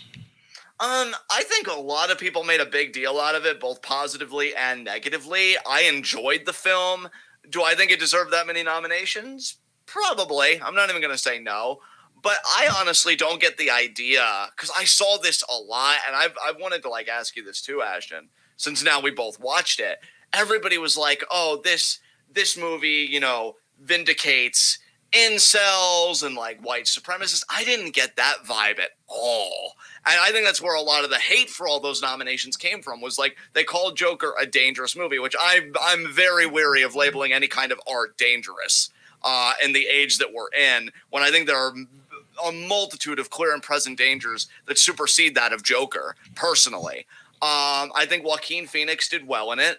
I'm happy for him. I'm happy for the crew behind it that they got that many nods. But I think I would personally say, and again, I'm only speaking for me. I have no idea how Ashton feels. I'm going to hand it over to him in a second. But I feel like all the hype that was given to the film, given all like the wrist scratching and the pearl clutching and all that stuff, maybe hyped it a bit too much, because I like the class analysis. And again, I like the acting. But this whole film that was supposedly like, oh, you shouldn't see this. It's either so bad or it's all this or all that. I just thought it was a good film, like plain and simple. Nothing really more than that. But I'm very curious what you think, though, Ashton. What do you think about this? Yeah, I actually feel pretty similarly to you. Like, to me, the movie itself, like, I don't think that it's actually kind of funny. I think it's irresponsible to call the movie irresponsible, because at no point in that movie is the Joker portrayed as a good guy or a hero. At no point in that movie is Arthur Fleck portrayed as a good guy or a hero. He is portrayed the entire time as a mentally unstable, highly insecure, highly volatile person who is more interested in living in a fantasy world and is more interested in kind of making things up and then pretending as if the things that he made up actually happened than trying to improve, trying to get better. So that, to me, there is no reason to call this movie irresponsible because it is shedding a light onto a lot of things that needed light shed on them. Incel culture, mental illness, alt right sometimes. You know, you could argue that the alt right mentality is shed upon in this movie, and it's shed. You know, the light that's shed on it is not a good one. It's not like they're advocating for that mentality whatsoever. So I don't think that it's fair to call this movie irresponsible because I think this movie was very responsible if you paid attention, if you actually watched the movie and you don't just base your opinion on it based on what you've heard or what other people are saying, you know? Yeah, I want to tack on like two more things. So I know we've been going at a good pace, and I want to keep that, but like I can't ignore this. It's funny to me that a film that actually is bold. And I'm not saying it's the first film to do it either. I don't want anybody like mince my words, but like this is a film with a very popular character, right? Because whether you're DC or Marvel, I think Joker is iconic status as far as like symbols go in the comic world, in the art world, however you want to say it. Yeah. And they use that symbol, right? They use that character to talk about class because what I'm consistently noticing, and I hope this doesn't make me sound bad, but it's just honestly how I feel at the present. Any talk of class, any talk of wealth inequality, any talk of the rich, you know, maybe being a bit reckless, maybe being dangerous. And we're not even asking for them to be poor. You know, some of us are asking different things of the rich, admittedly, but like the big thing is wealth inequality is a problem, no matter where you fall on the spectrum. Yeah. And I find and it wealth funny that inequality drives the people who lose out on that exchange to mental illness. yeah, and the thing is, dude, like I just find it funny that a film that does that. And one other thing, I know the question was about Oscar noms, and I don't mean to get away from it, and I do apologize. Right. But I think one of the boldest choices of the movie was to make Batman, you know, Bruce's father a dick. The guy was an asshole, you know, and like I like that because I feel like Batman, because he comes from wealth, because he had this tragic story, he was always like a hero for conservatism. Because you even notice with like Dark Knight Rises with Bane and stuff like that in other movies, he's always trying to preserve the status quo. He's always trying to preserve things as they are. And I find it funny that a movie gets so viciously attacked with charges that I personally find absolutely baseless. I'm not trying to invalidate other people's voices or opinions. I just don't see where they get that from. But I find it funny that these charges come from a movie that uses a very popular character, very mainstream character, as a vehicle to talk about inequality and class. Yeah. I just find that very interesting because it's the same way, and not to like push an agenda here. I try until our hand is forced to be apolitical in this space because politics are everywhere else. Yeah. But you know, when Bernie gets wins, and Chris Matthews is blithering on, completely unrelated, about like Nazis occupying France. It's like anybody that talks about class, whether a politician, a character used as a vehicle, whatever, it's like it's the worst fucking thing. And I have to wonder, is that because it's about protecting the rich and the pearl clutching of, but what's beyond the status quo? And we can't even bother to think that it might be anything good. Yeah. That's just honestly how it, because dude, it's too weird to me, man. Come on. You're talking about like incels and this kind of violence when if you watch the movie, like everything you just said, copy paste. I'm not even going to reiterate it. You already said all of it perfectly. But because it's a film that I think one of its more pronounced commentaries is class based, suddenly it's a dangerous film.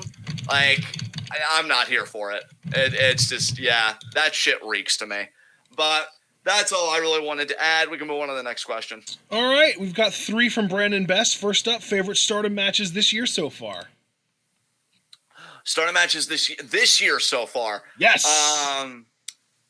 Mayu versus I love how that question disqualifies both of our previous answers from favorite ever. Yeah. Yours is from 2019 and mine is from 2016. Yeah, that's right. Mayu versus Iroha was good. Mayu versus Momo for the World of Stardom title. I really like that. And let me think. No, it wasn't, I don't think. Shit. Because he said this year. I was going to say Starlight and Riho versus Jungle and Yeah, Konami, that was but right at the last end year. of last. That was like December 15th or something like that. Damn. Can I give answers? Yeah, sure. Well, I'm thinking of my third I one. have Yeah. 3. You actually already gave one of mine, which was Mayu and Takumi Iroha. Oh, nice. Actually, no. You know what? That would have been 4th place. So my top 3 matches this year from Stardom, in order from 3rd to 1st, I think. So 3rd, Mayu, or sorry, not Mayu, Arisa versus Utami for the white belt. Hello? Yeah. No, I'm listening. No, I just wanted you to go through your list. 3rd place, Arisa versus Utami for the white belt. 2nd place, Tam versus Kagetsu. That was fucking amazing. And 1st is Mayu versus Momo for the red belt. Yeah, I actually Tam Kagetsu was really good, especially because Tam went over. That totally caught me off guard. So I'll say Mayu Momo, Tam Kagetsu, and honestly, I really liked Saya Utami, especially for the angles it facilitated. So I'll even say Kamitani versus Utami for third place. Yeah. Oh, it was so good. Yeah. So Kamitani coming in on this list. That makes me so proud. So yeah, I'll say Momo Mayu Iroha, and Kamitani Utami, because again, that's about the future, and I can't wait for Stardom and New Japan to get back and for us to get past this, because God, I need it. I need more. I need to see Kamitani in official Queen's Quest aesthetic. Like, let's get on it. Next question. Signing on to that, brother. Signing on to that. I can't wait for the 7th. I cannot wait for the 7th. I'm so excited. Second question from Brandon. Any breakout stars for 2020 that you're excited about hitting their stride? For him, it's Chris Dickinson. Interesting. Breakout stars. I mean, watching people like Kamitani and Hoshino means a lot. I think, that's I don't think this was necessarily a Stardom exclusive thing, because you did mention Chris Dickinson. No, I know. I'm just kind of spitballing, like, from what we watch personally. Yeah, I was gonna say, because for me, it's Cameron Grimes getting a chance to really hit his stride. Oh yeah, I'm still hoping Swerve will get a chance too. Yes. So Swerve, I'm hoping will have a breakout year in 2020 for sure. Sign on ×2. As far as I also wanted to give a New Japan answer. This is one reason why I hated the New Japan Cup just getting torched, especially because that bracket looks so beautiful. I want to see more Carl Fredericks. I could see that. Yeah, dude really there you go. Nice. So I'll say Carl Fredericks as well. And yeah, I think we'll just leave it. Oh, and just Scotty Davis. I hope Scotty Davis does New Japan or something this year. Just do something. Like I'm OTT's fine. I'm not trying to diss it, but like, you are too good. You need to take a journey. You need to like go around, see what the globe is offering you. So Scotty Davis will be another one until like otherwise. So yeah, good stuff. I like it. I like your answer. Awesome. I like your face, friend. Next question. I knew it. Next question. How do you feel about John Morrison in WWE currently? This is just for you, John. Okay. So I have two sides to this answer, because on the personal level, I'm just extremely happy for him. I think he's having a lot of fun. I would almost like to believe that he has a personal checklist of things he wants to do before he calls the wrestling career, maybe quits and does, the movies and whatever he wants, or fitness. Because I don't know if Out of Your Mind fitness is still a thing. I'd have to check on that. It's good for him. And I do like him and Miz together. I got to be honest, though. I'm not feeling his heel material. I know he said Jomo can't cut promos, and that still kind of feels like it's the case. I heard a rumor, like Ashton knows, I'm good about holding on to threads and going back to threads, so I'm just going to venture out just a little bit. I had heard a rumor when he was still at the company in his first run that they were going to give the Adam Rose gimmick to him as a heel, but it was going to be like this cultish party bus, and that sounded fascinating as fuck to me. And I wish they would have done that, because even the heel Johnny in Lucha Underground was different from this heel John Morrison, because the heel Johnny Mundo, in my mind, was obsessed with being the best wrestler in the world and being Lucha Underground champion, because that to him signified that he was the best wrestler in the world. So he put this team together, blah, blah, blah. You guys all know it. I haven't really liked this. Like, it's really something when something that I've always clamored for, like Johnny as a heel, because I do think he's a naturally better heel, something about this right now just isn't hitting for me personally. I almost wish we could just rush through this and get him back to being an exciting singles babyface. And I never thought I'd say that, because like as an exciting singles babyface, we always had to settle, the Jomo Sapiens. I remembered the fandom name. Yes. Had to settle for second place. But I almost feel like he would go farther being a babyface now than like being a heel. If being a heel is just doing this Hollywood shtick, be jealous, stuff like that. It feels like a regression rather than two men, both of whom are married, one of whom's a father. Like, I don't mind the dirt sheet. I wish we would have I think to put it in a nice package soundbite, I almost wish we would have gotten a more mature dirt sheet. Like, we're not better than you because we're these amazing actors or whatever. We're better than you because we've been through it. We're better than you because we've already done this and we want to do it again, kind of thing. I don't know, just something for it right now, even though I'll always support him and I'll love watching him in the ring. Hell, I even watched a little bit of the Saudi show live just for him. So may my fandom never be questioned. Yeah. It's just something for me right now isn't hitting. And it's nothing against Johnny. I love John to death. Every time Taya tweets like heart eye emojis, so proud of his accomplishments, my heart bursts. But I'm just looking for a little bit more, especially because he said in an interview, he just wants to be his best self. On a personal level, he does want a main event of WrestleMania, which I will put out there right now. If you just count a world title or whatever as a main event, I would, for the rest of this year going into 2020, find a way, or 2021, get the world title back on Miz and do Miz versus Morrison for the title because it's in Los Angeles next year. Like, come on, that's a fucking layup. It's really not that hard, but I know how it is with WWE with things that are really simple. Yeah, but Kyrie, I was going to say Kyrie challenging for a singles title on the fucking pirate ship WrestleMania. Yeah, exactly. Look, Ashton, it's a square peg. They don't understand that it's a round hole. I'm done being patient with them. I'm sure you are too, but it's just how it won't, this shape different from this shape, but it won't fix. Shut the fuck up. So it's a layup. It's not that hard. We know it is for them. I've given up hope. But that's my thing. Is like I'm enjoying the run because Johnny's enjoying the run. But for me personally, I do like that they're champions again and stuff like that, but I just want him in singles. Like, I feel like we're not even going to get him in a chamber this year, and that disappoints me because I went back and I watched both of his chamber performances. He's a fucking stud. 2011 should have been his year. Fuck you, Cena. I just feel like, it's a missed opportunity. I'm looking for him to do more, and that's just kind of where I am with it. So I hope that substantively answers your question, Brandon. I know you're still here, but that's how I feel about it at present. All right. Now we get to our next set of questions from Iconic Player 1, also in chat now as Revel Status. First question, would you use the Death Note? Yes. Yeah, I'm a sick son of a bitch. Yeah, I've fantasized about it. I totally would. I have issues. No, I will totally cop that 100%. Hell yeah. Not only would I use it, I would use it while being a fucking weep at the same time and have Low of Solipsism playing in the background.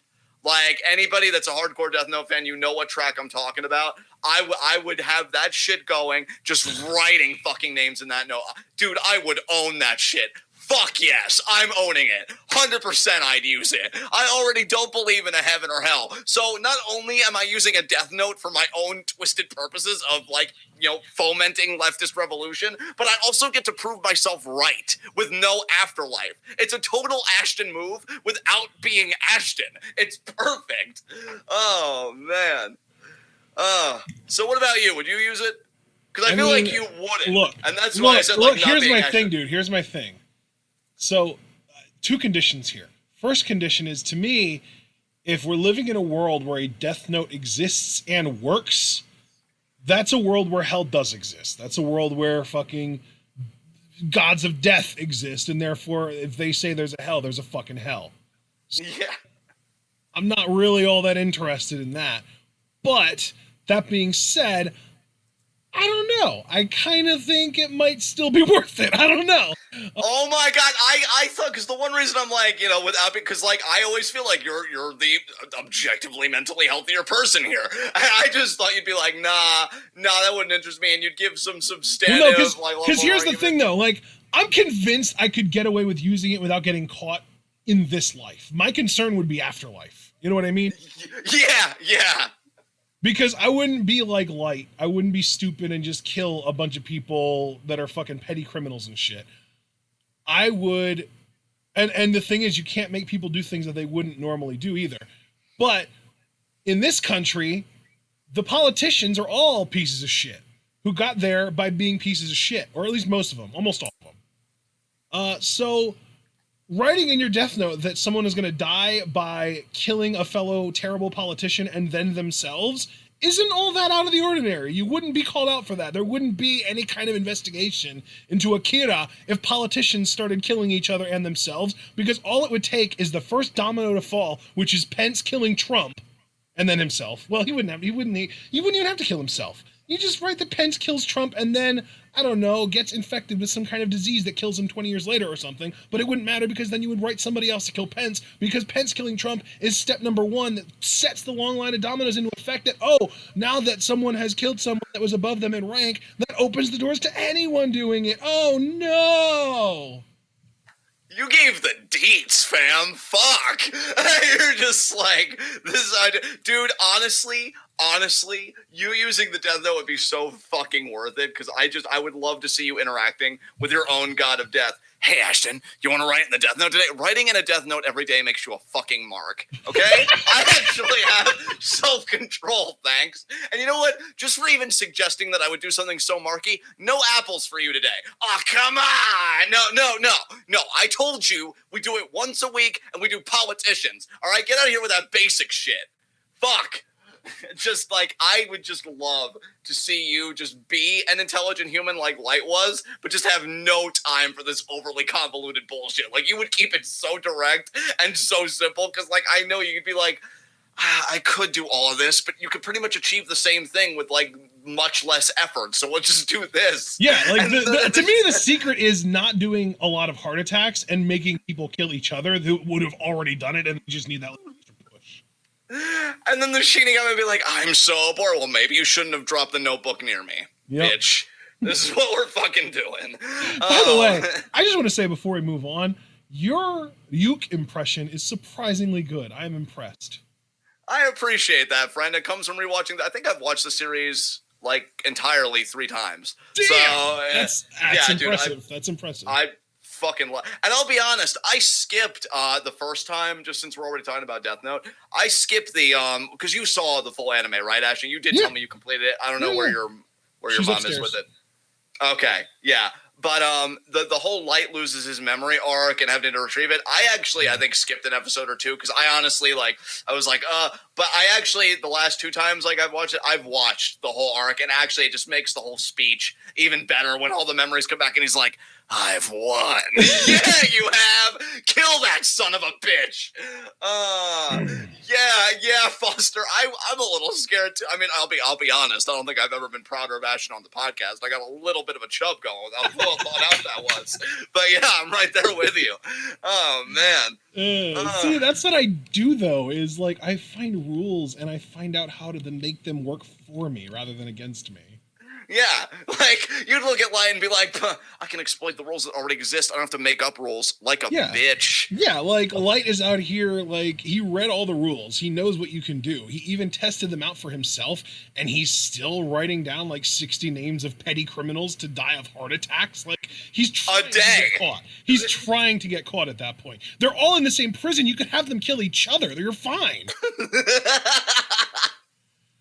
You know what, though? Even with that oversight, I would still say it's one of the most intelligent anime I've ever watched. I still stand by that. Yeah. Dude, you know what, though? The second time around watching it, because I am watching it with my mom, and, like, because she's really into it, and I just wanted to see if I could get her into an anime, and it worked, and she loves Death Note, but we still are, like, only on, like, episode 10, I think. But, like, watching it, Light is a fucking punk, bro. He is such a bitch. Like, L talking about how this is a very immature and insecure person. When I first saw this show, I was like, no, he's not. Light's a fucking genius. You're crazy. Now, I'm like, you damn right he's insecure and immature. What a bitch. Dude, I love that you're trolling him so hard, because beyond you having a Death Note, I would love for you to be in Nier's place, and right before Light dies, you just get out, GG, easy, because you just, like, saw it coming. I wasn't expecting you to go there. Oh my god, you are just dogging on this fool. Oh my god. This has easily been my favorite part of Q&A so far. Next question. Yes. Second question, also for both of us. What do you want to see most? Tanahashi Cena, Styles Rock, or Lesnar Pentagon?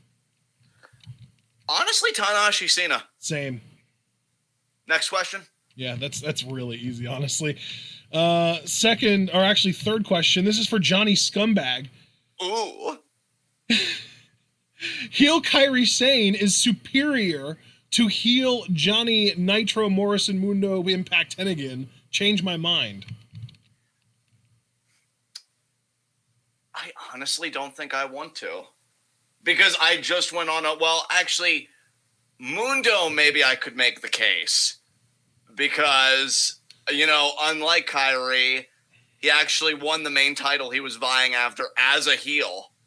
Put together his own faction, which was a legitimately good faction by any standard.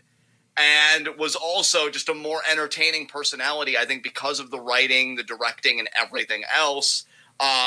Took Sexy Star's mask off in a steel cage, called Mac a fat piece of shit, and put him down there, and then actually ended up proving himself right by retaining against the Mac ultimately. Had a great rivalry with Prince Puma.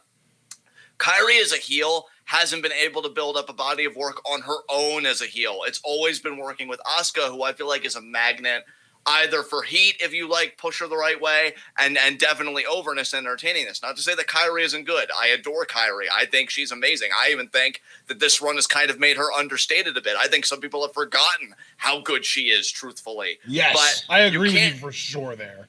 I don't think you can compare the two when one has primarily been a heel in the confines of a tag team, and another person was, and especially, and again, I want to harp on Mundo here,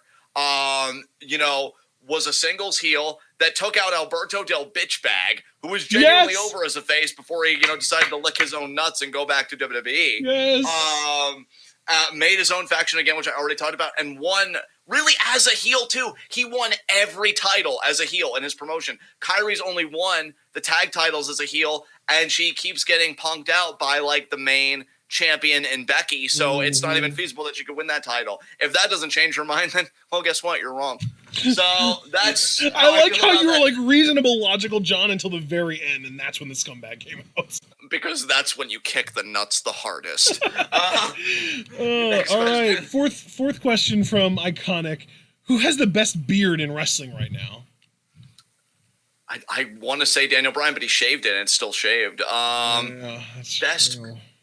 Hold on a second. Does Sonata. Malcolm Bivens have a beard? Yeah, Sonata wins. No, you're right.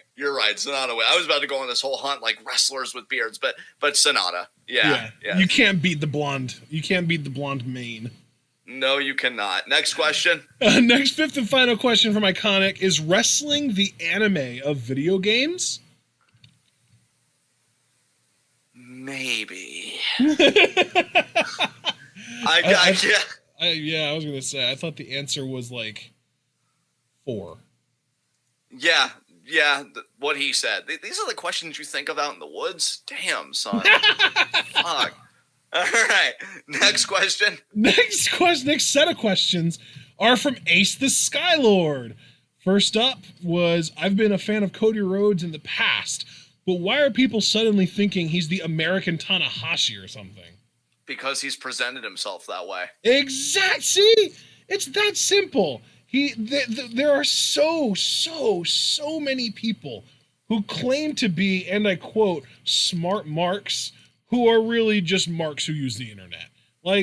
These are people who will buy into what they're told, who will buy into presentation over talent, and they're people who have very, very strong opinions, and those opinions are valid, and I'm not trying to say that they're wrong. They are valid, but they need to be contextualized. Cody Rhodes is the American Tanahashi, as far as he's concerned.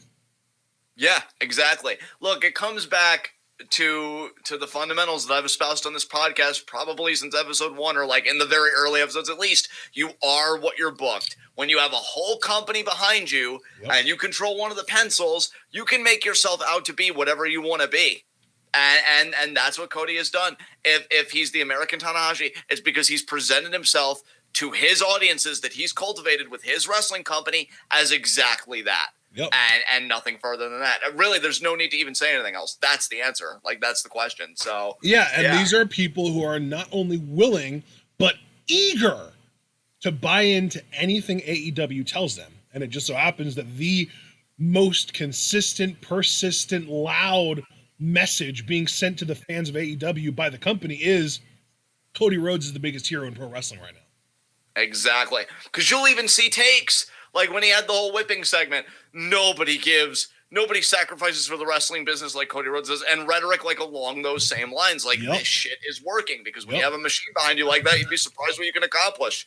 So, yeah. Yeah, Cody Rhodes is using AEW to make up for the injustices of the WWE not turning him into a main eventer. Yeah, exactly. Second question from Ace the Skylord. Why are they going ahead with Charlotte versus Rhea Ripley? It's booking themselves into a corner because if Charlotte wins, it puts an immediate glass ceiling over the entire NXT women's division. But at the same time, unless they really, really, really like Rhea, how likely even is it that Charlotte Flair loses at WrestleMania? I still think that there's a chance. I want to believe anyway. I don't fucking know anymore. But my bigger concern is who's beating Charlotte for the NXT title after she wins it. Exactly. Because I'll tell you, best case scenario, Bianca redeems herself. You would, dude, I've been waiting for her to redeem herself for the longest fucking time because of this fucking book. But like, regardless, I think they wanted NXT to really be showcased because it's on USA, and I don't know how. I haven't checked in on ratings in a minute, so I have no fucking idea about that. And they think for whatever reason that Charlotte draws, even though I can't wait for her to fucking leave. And we're doing this match. I don't know, because I think it's going to piss people off. Have you seen this week's ratings? No. Oh man, Charlotte really does draw. NXT's rating this week. Are you ready for this? Yeah. 717,000. And AEW got how much? Or are you just looking at NXT? No, AEW 865,000. Yeah, Charlotte, way to win the battle for them. Way to really go in there and do business. I mean, dude, there's so much evidence piled up. Not piling up, piled up, historically, that Charlotte Flair doesn't draw for shit. Except flies, and also draws my ire. That she's a really good drawer at. But this match exists. I don't know why. And you said this was Rebel stat, or is it Rebel or Rebel? It's Ace, Rebel Ace stats. Skylord. Oh, it was Ace that did that. Oh, Ace. First of all, Ace, welcome back into the fold, my friend. Great to hear from you. But yeah. Yeah, dude. Last week, I don't think Charlotte was on last week. I forget. Last week, no, she was not. Last week was the highest rated episode of NXT this year. And I don't want to be that guy. Chiefin, I love you. This isn't a call out to you personally. But if you honestly believe that Io Shirai is going to bitch Charlotte out when historical evidence has shown the contrary, both how WWE perceives Joshi wrestlers versus how they perceive Charlotte, that's not happening. It should happen. In any other company, I think it would happen, because Charlotte would tell on herself, Io would consistently prove she's one of the best wrestlers in the world, and it would happen. But in this fucking company, Chiefin, brother, I gotta just tell you now, I gotta let you down gently. That finish doesn't work for them, brother. So yeah, I don't know why, Ace. I really don't know why either, because you're absolutely right. If Charlotte does win, how the fuck do you get the title off of her? Unless she vacates it, which I could totally see them doing. Or somebody does beat her, and that's a nice moment for them. I would love it for it to be a Bianca or an Io, but I'm doubtful. Or Rhea wins, and I'd like to think that it does something for her. But, I mean, does it really? Because I feel like NXT already built her up well enough without Charlotte. I guess Charlotte's like the solidifying that, yeah, this is going to be a tough champion to beat. But I don't even really know if any of this even has a point. The only good reason I have for this match existing is that we may get Sasha Bayley, but if we don't even get Sasha Bayley, what was the fucking point?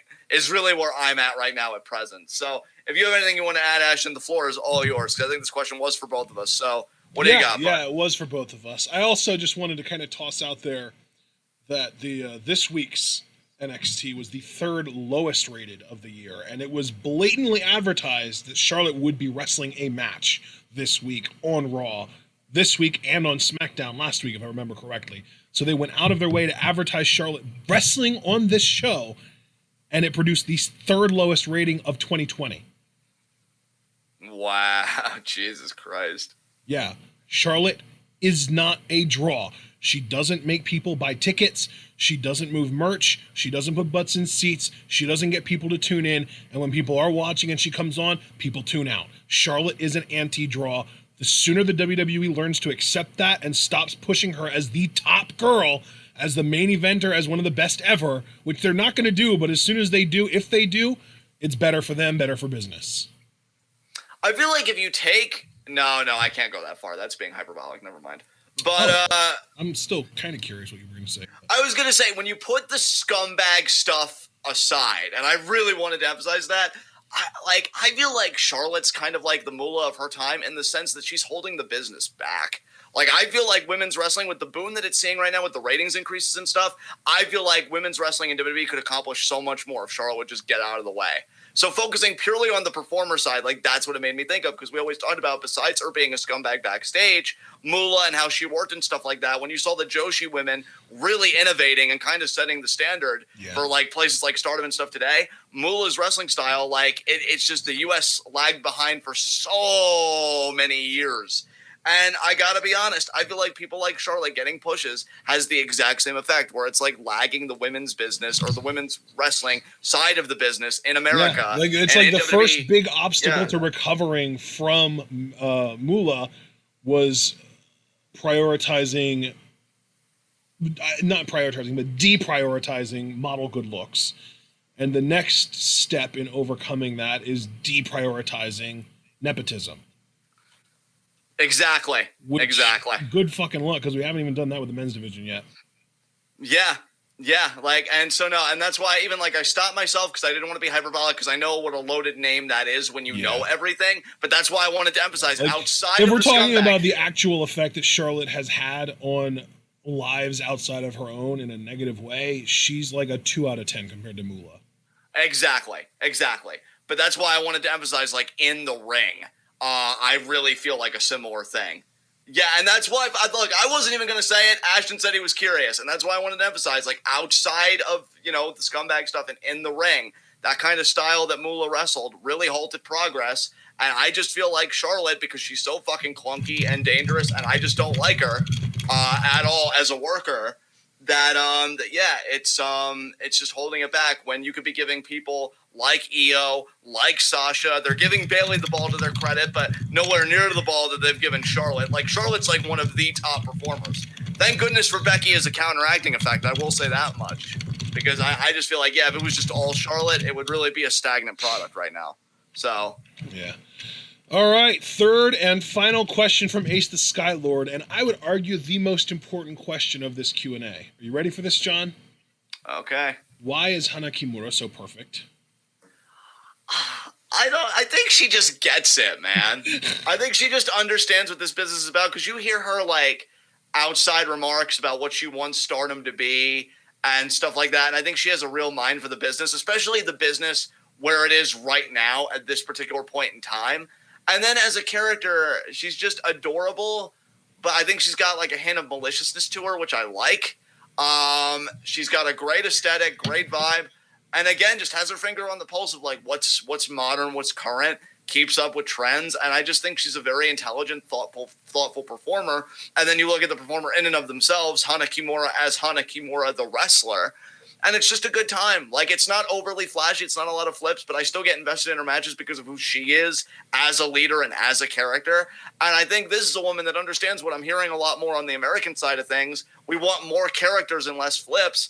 I feel like Hana kind of embodies that, and that's what makes her so perfect. Yeah. To me, you look at Hana Kimura, you have a tall, hot, second-generation Japanese women's wrestler who was brought up the right way, who loves American culture but doesn't want to leave Stardom.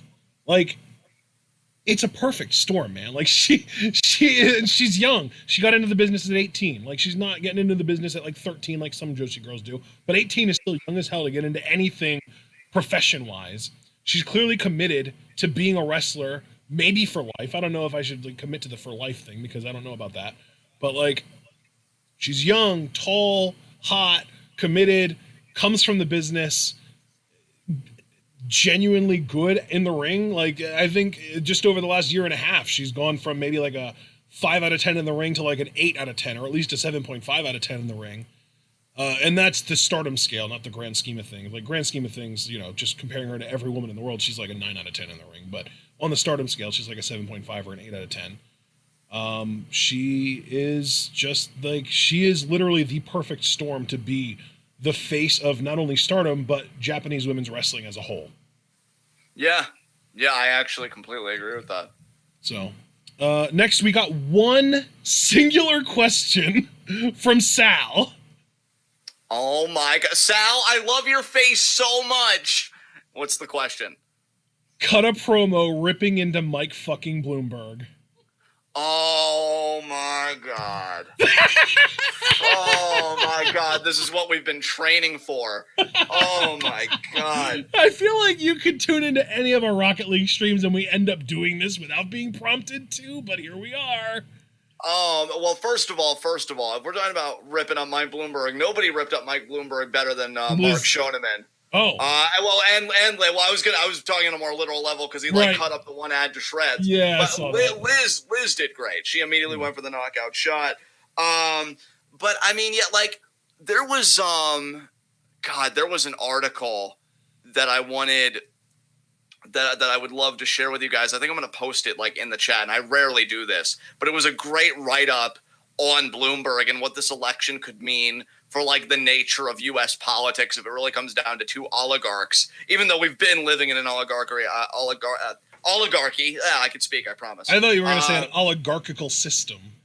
That would have also worked. God, that was excellent. That was excellent pronunciation. Good for you. Good for you. My mom thought you were trying to say Olive Garden. That's amazing. And you know because what? When you're here. You're here. Fuck. My balls are about to shit. But yeah, I'm going to. I just laughed so hard I got lightheaded. Oh God, I've actually been holding my platform for a little bit. I'm so glad I didn't pee a little doing that bit. So I think when I give the ball to you about Bloomberg, I am going to check out for like a millisecond to take care of that because I don't want it to become a problem. But okay. Yeah, no, it's just like what a worthless piece of shit. Like once again proving that rich people don't care about anybody but themselves and the status quo that they live comfortably in. And I am so sorry, Javaris. I think I even made like the most harmless comparison, but you're right. You're right. Like even to do a mild comparison is an insult to your greatness. So I would like to formally submit an apology, and I'll even give you a little bit of money that I have, metaphorically speaking, of course. And there we go. But yeah, like it just shows that rich people don't give a fuck about anybody but themselves and the system that props them up and that they benefit from when he doesn't even have the decency. It's from Big Mouth, Alex. I would watch the show if you have Netflix. I don't know if you do or not, but it's great. When he doesn't even have the decency to run as a Republican to take delegates away from Trump, but would much rather tank Bernie's chances. And again, guys, and ironically enough, if anything, he's just tanking Bloomberg or Biden. Like he's taking the moderate votes away from Biden. Yeah, and here's the thing, guys. Like, as a leftist, because I've said it on the podcast, so it's not anything novel. I'm comfortable saying it now. It took a little bit, but I'm comfortable saying it now. I am an anarcho-communist. I have critiques of Bernie and stuff. Like every candidate, I could probably tell you like where I'm iffy or whatever. But as it relates to U.S. electoral politics and as it relates to this binary ideological system that we've erected, he is the most left candidate.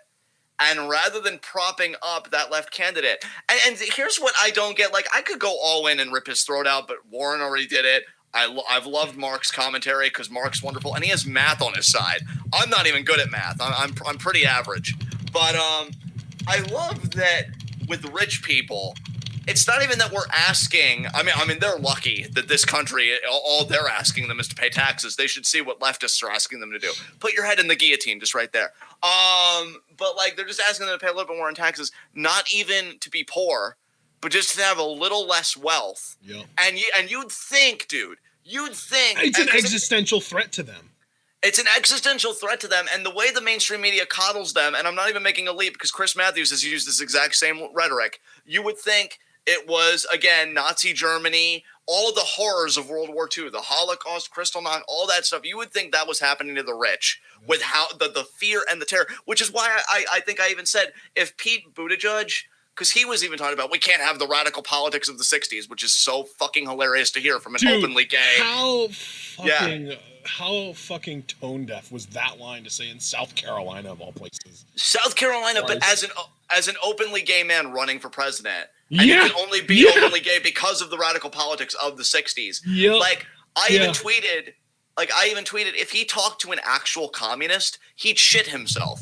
Like, there's no way. Like, if Bernie makes these people terrified, and I've told this to Ashton, and I'll say it to all of you, talk to actual leftists, especially talk to your black leftists, your brown leftists, like people that are also fighting white supremacy alongside capitalism, because as Malcolm X said, those two are inextricably linked with each other. You can't destroy one without destroying the other. Like talk to those communities. You'd be checking under your bed at night. You'd be so fucking scared. In fact, I even remember an article where a rich person was like, the poor uprising makes me not able to sleep at night, to which I'm like, yeah, good. Yeah, really. Like you have Ben Shapiro saying, oh, Bernie Sanders scares the hell out of me, which I actually posted on Facebook. I did like my little role-playing thing where I'm like, puts a wine glass under his eye, and then I gave Shapiro permission to cry. Because, like, I will drink those fucking tears. And when it comes back to Bloomberg, because I didn't lose the thread, I promise, like, he's legitimizing those people because he's using his money to protect them, their ideological framework, their rhetoric, their everything. Yeah. And, like, I even have friends, and I'm not going to name it because, like, I don't, and I have participated in the past. I'm not going to act like I've been perfect, but I'm trying to engage people differently. I'm not going to do call outs. We're not doing that fucking cancel culture bullshit. But I have friends that legitimately believe in vote blue no matter who. And I can't tell you how much that fucking scares me. Not just because of Bloomberg most directly, but because of like this conditioning that we've had where it just seems like all critical thinking has left politics. Yep. Because we could say that about the right wing, and we have for years. But if you're seriously telling me that vote blue no matter who is a worthwhile ideology for you to be lock in step with, then we have to start saying it about, and I won't say left wing. Like, I always make the distinction between like really left and liberal. You can now say the same as liberalism. The liberalism, the ideology to me of like enlightenment and all these historical periods is now just like, let's abandon critical thinking because Orange Man bad, this candidate good because he's rich. But he doesn't use spray tan on his face, and he's not Trump, and so it's all good, even though he still looks like a reptilian, dried up piece of shit. And he doesn't hate immigrants.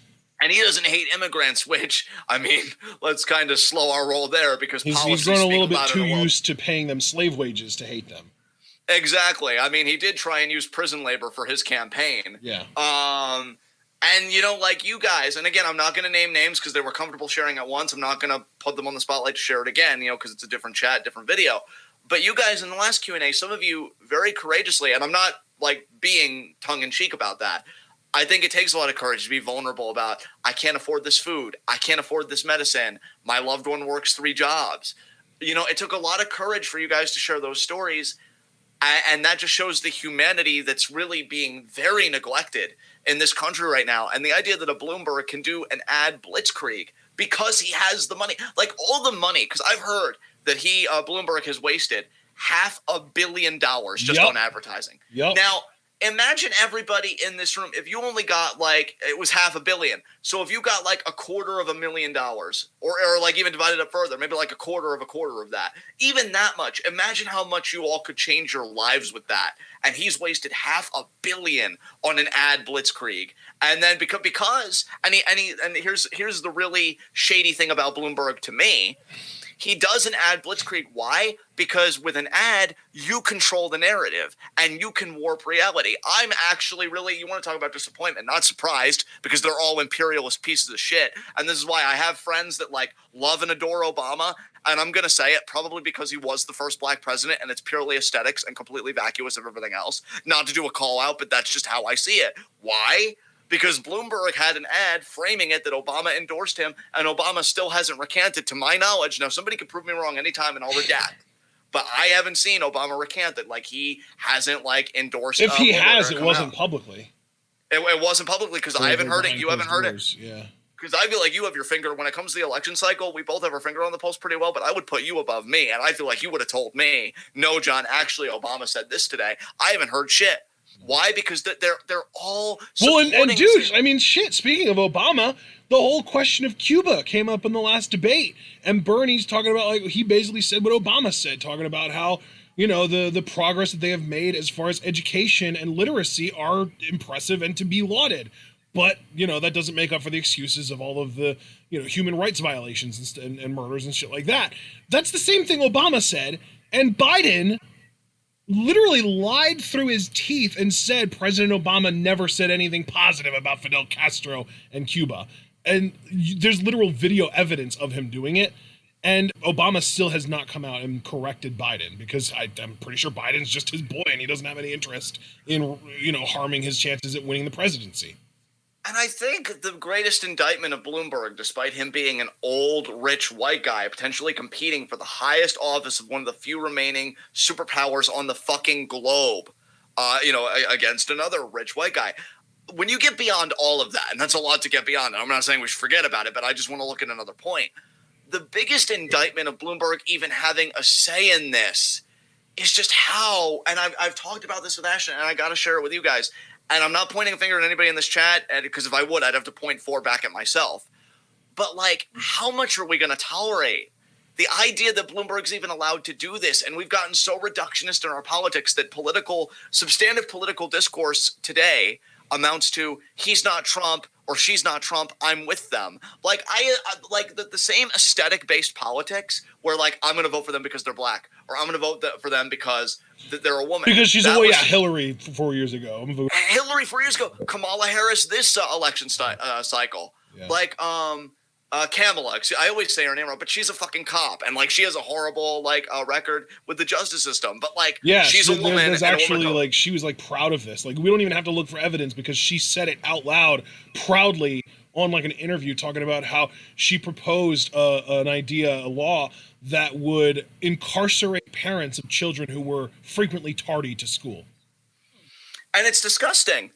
And see, this is my problem, because, and me and Ashton have talked about this, I personally believe that any kind of leftist coalition, and I'm talking left, like, again, communist, like, you know, let's seize that, well, you know, let's do the fucking thing. You need identity politics, because, again, you can't just reduce everything, in my eyes, to class, because there is a history of white supremacy, there is a history of ableism. The struggle to me is the balancing act that you have to do between acknowledging and incorporating identity politics substantively in your leftist coalition and just in any political program generally, but then not falling into the pit of just pure and vacuous representationalism, which is to say, they're black, they pass, they're disabled, they pass. Because I can tell you guys, like FDR, like, because you guys know, I hate every president. We had a question about this, but if we had to pick one, I said FDR because at least he like expanded the welfare state, which is exactly what Sanders is looking to do. But was FDR still like supporting and upholding imperialist projects? Was he still upholding capitalism as we? Yeah. So FDR, even though he was disabled because of polio, he's still a piece of shit. And I'm saying that as a white disabled man, exactly as he was, because representation shouldn't be enough. It shouldn't be enough. But I think for so many people, it's become enough. And that's why we've got Bloomberg. Why? Because even though he's white and even though he's rich, if he calls himself a liberal, we as a collective believe it. And if he's not Trump, that's good enough for us. Representational politics has reached its zenith. Actually, no, it'll reach its zenith if Bloomberg's on the ticket and he still manages to beat Trump and people act like it's some great victory. That'll be the zenith, but we're dangerously close. And the idea that we've allowed representational politics, as I've taken to calling it, gain this much currency and this much ground, I can't tell you how heartbreaking it is to me. And it's hard for me not to be bitter. and it's hard for me not to be angry. But like, fuck, man, what else is there to say? Ashton, do you have anything you want to say? Because I know I go on these tangents, but I'm gonna give you the floor, and I'd like to hear what you have to say. So I assume that you had to go to the bathroom. Don't you have to move? Honestly, I'd like to hear your opinion on this, though. I feel like it'd be rude because I want to actually hear what you have to say. Okay, to me, Mike Bloomberg is so disconnected from the average person in the United States that for him to represent us would be absolutely egregious. I think that this is a guy. I don't know if you've seen the numbers. From what I've seen, this is a guy who's worth $68 billion. So him spending $500 million on this ad campaign, that's 1/136th of his net wealth. Jesus Christ. So if you've got $13,500 in the bank, congratulations, Mike Bloomberg has spent the equivalent to like $200 for you, or like 100 even. Yeah. If you've got $136 in the bank, which a lot of us do, I probably have around that right now. Mike Bloomberg has spent the equivalent of $1 out of that on this ad campaign. Yeah. So this dude is worth $68 billion. And by the way, just to kind of put into perspective the difference between billions and millions, a million seconds ago, right? Yeah. Was less than 2 weeks ago. A million seconds ago was like 11 and a half days ago or so. So it would be like it would be February. It would be like noon-ish, or like actually it would be like 8 o'clock in the morning-ish on February 26th or 16th. God, I'm speaking poorly. On February 16th, so 11 days ago and 13 or 14 hours ago. 1 billion seconds is 31 years. Damn. 68 billion seconds is more years than we've counted so far. It's literally over 2,100 years. 68 billion seconds is 2,154.8 years. Damn. This is how much money this motherfucker's working with. I hate him so much. This really, dude, I just hate the rich as a concept. Like this dude blows more money trying to figure out what to do with his money than most of us have money to spend in a year. In a decade, even. That's crazy, dude. This dude is legitimately in that top 1% of the top 1% that Bernie wants to go after. And that's probably one of the big reasons that he's running. Even if he doesn't feel like he can win, if he can just stop Bernie from winning, that's $500 million well spent, because those $500 million that he has been spending on these ads are going to end up, that's pocket change compared to what Bernie's coming after from someone like him. You were talking about, like I said, 1/136th of his net wealth. If Bernie gets in control of this country and he starts to be able to actually control what kind of taxes there are and add a wealth tax and all that kind of stuff, Bloomberg's looking at losing a hell of a lot more than $500 million a year. And you know what, though? Even though he would lose a lot more, he still wouldn't be poor. And he'd still have a very comfortable standard of living. Even if Bernie just says, fuck you, give me half of your money, and he takes 34 billion of Bloomberg's 68 billion, he's still in the top 1% of the top 1%. He still has a significant amount more money than the rest of the country. He's still, by himself, most likely, and I haven't actually done research on this, I'm just guessing, would have more money by himself than the bottom half of the country combined. Yeah. That's the definition of, you could take half of his money every year for the next 5 years, and he would still be significantly richer than a vast majority of the country, and arguably even a good chunk of the country combined. And there it fucking is. That right he there. Could, because he could literally not gain another penny. And he's got investments, he's got his companies, what is it, Bloomberg LC or whatever it is. He's got methods of making money every single year, right? And if you took all that away, if you just cut off all of his income completely, which we can't do, and we shouldn't want to do. We shouldn't want to cut off his income completely. That's unreasonable. But if you did all that and you took half of his money every year for the next 5 years, He would go from 68 billion to 34 next year to 17 to 8.5 to 4.25 to 2 1/8. He would still have over $2 billion after that 5-year period without having gained any over that time, which we know he will, and having lost half of his net wealth every year. That's nothing close to what Bernie's actually trying to do, but he would still have $2 billion fucking dollars, and no person on this planet needs $1 billion, much less more than one of them. No, and it's really just like I said, if they are really wringing their hands and so terrified, and I'm talking about, Bloomberg and the establishment that's, kind of the supporting him and stuff like that. In general, like it's Dems and Republicans, all of them are terrified of Bernie. Like, if you're really that terrified of Bernie, who, I mean, again, if we're just being intellectually honest about it, is just a really modernized version of FDR. Yeah, that's exactly what Bernie is. Like, they call it the Green New Deal, not because they're like with fucking Obamacare and with the Patriot Act, they're trying to trick people into buying into a certain narrative with a almost like a clickbaity name for a bill. The Green New Deal is literally an up-to-date 2020 21st century answer to the New Deal. And yet that terrifies them to the point. And again, I say, just with the people I follow and the things I've read and taken in, a real like leftist movement, a real leftist revolution, like full blown, communism on that, they would not sleep at night. I don't even think they can sleep at night now. Really, they should be grateful that Bernie is all they're getting, because if this doesn't get reined in, the next person to come after Bernie will be a hell of a lot worse. And that's just how it goes, because how much can you expect people to take? How many people have to die because they can't afford insulin or because their GoFundMe for fucking healthcare didn't reach its fucking target until you really get something to worry about? And I'm not trying to be like menacing or threatening. I'm just saying things as they are. Look, and we talk about history. Look at the French Revolution and why that happened. I'm actually amazed we haven't reached our breaking point already. But if we don't fucking turn this shit around, which again, they should thank their fucking lucky stars that Bernie is the solution being put forward and that so many people are coalescing around it.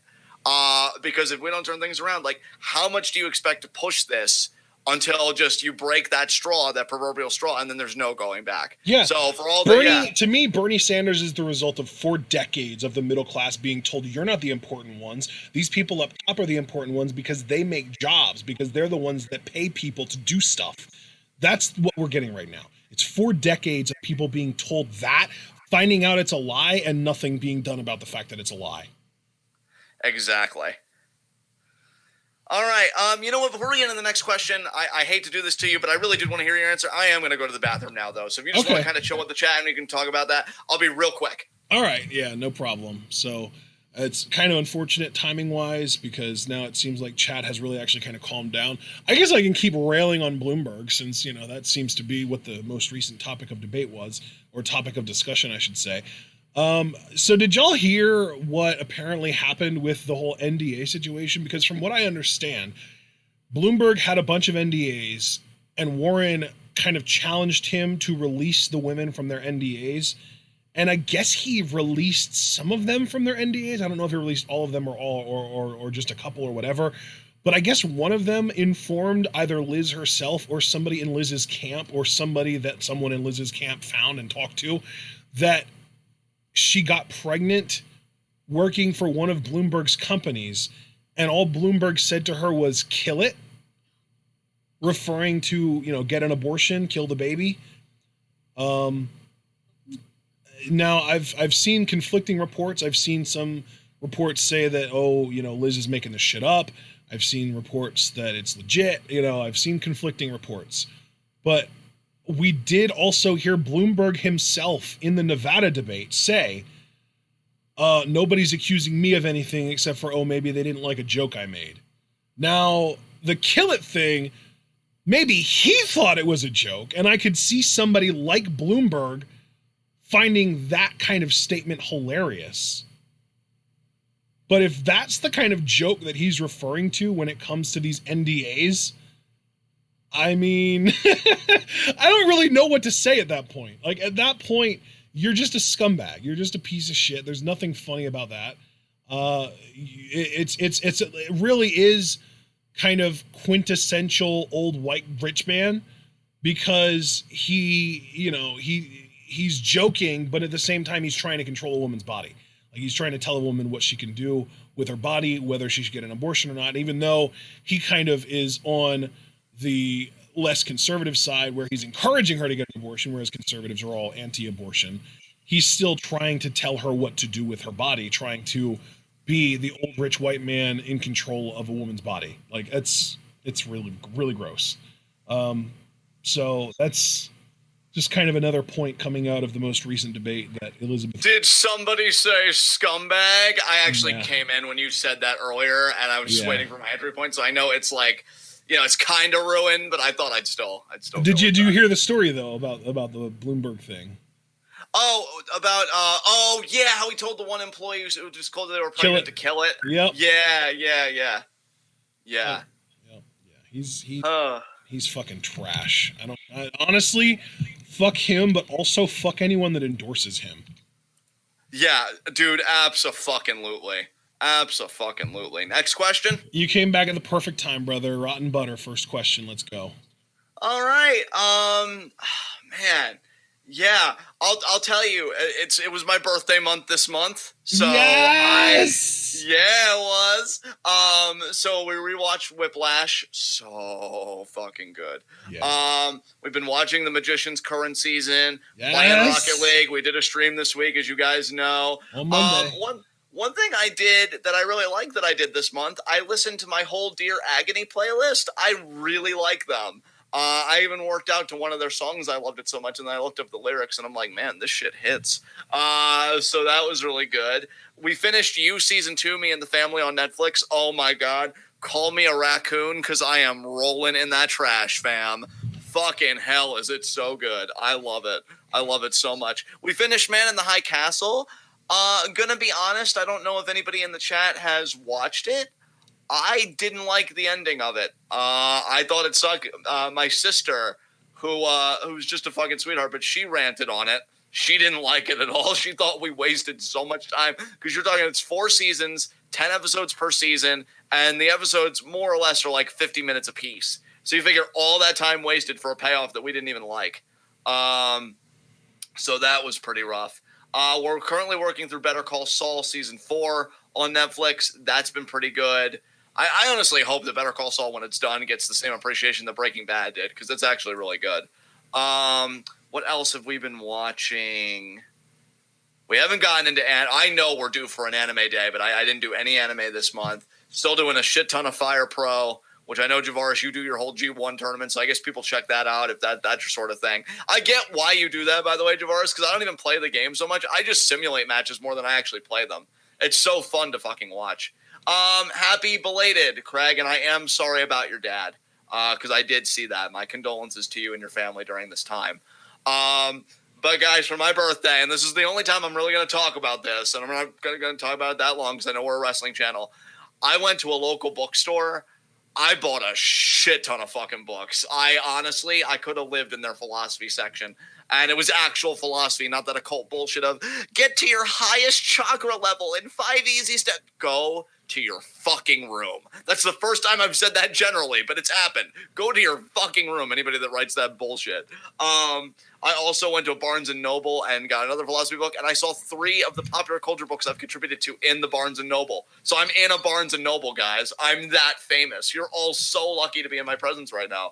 Clearly sarcasm. What else?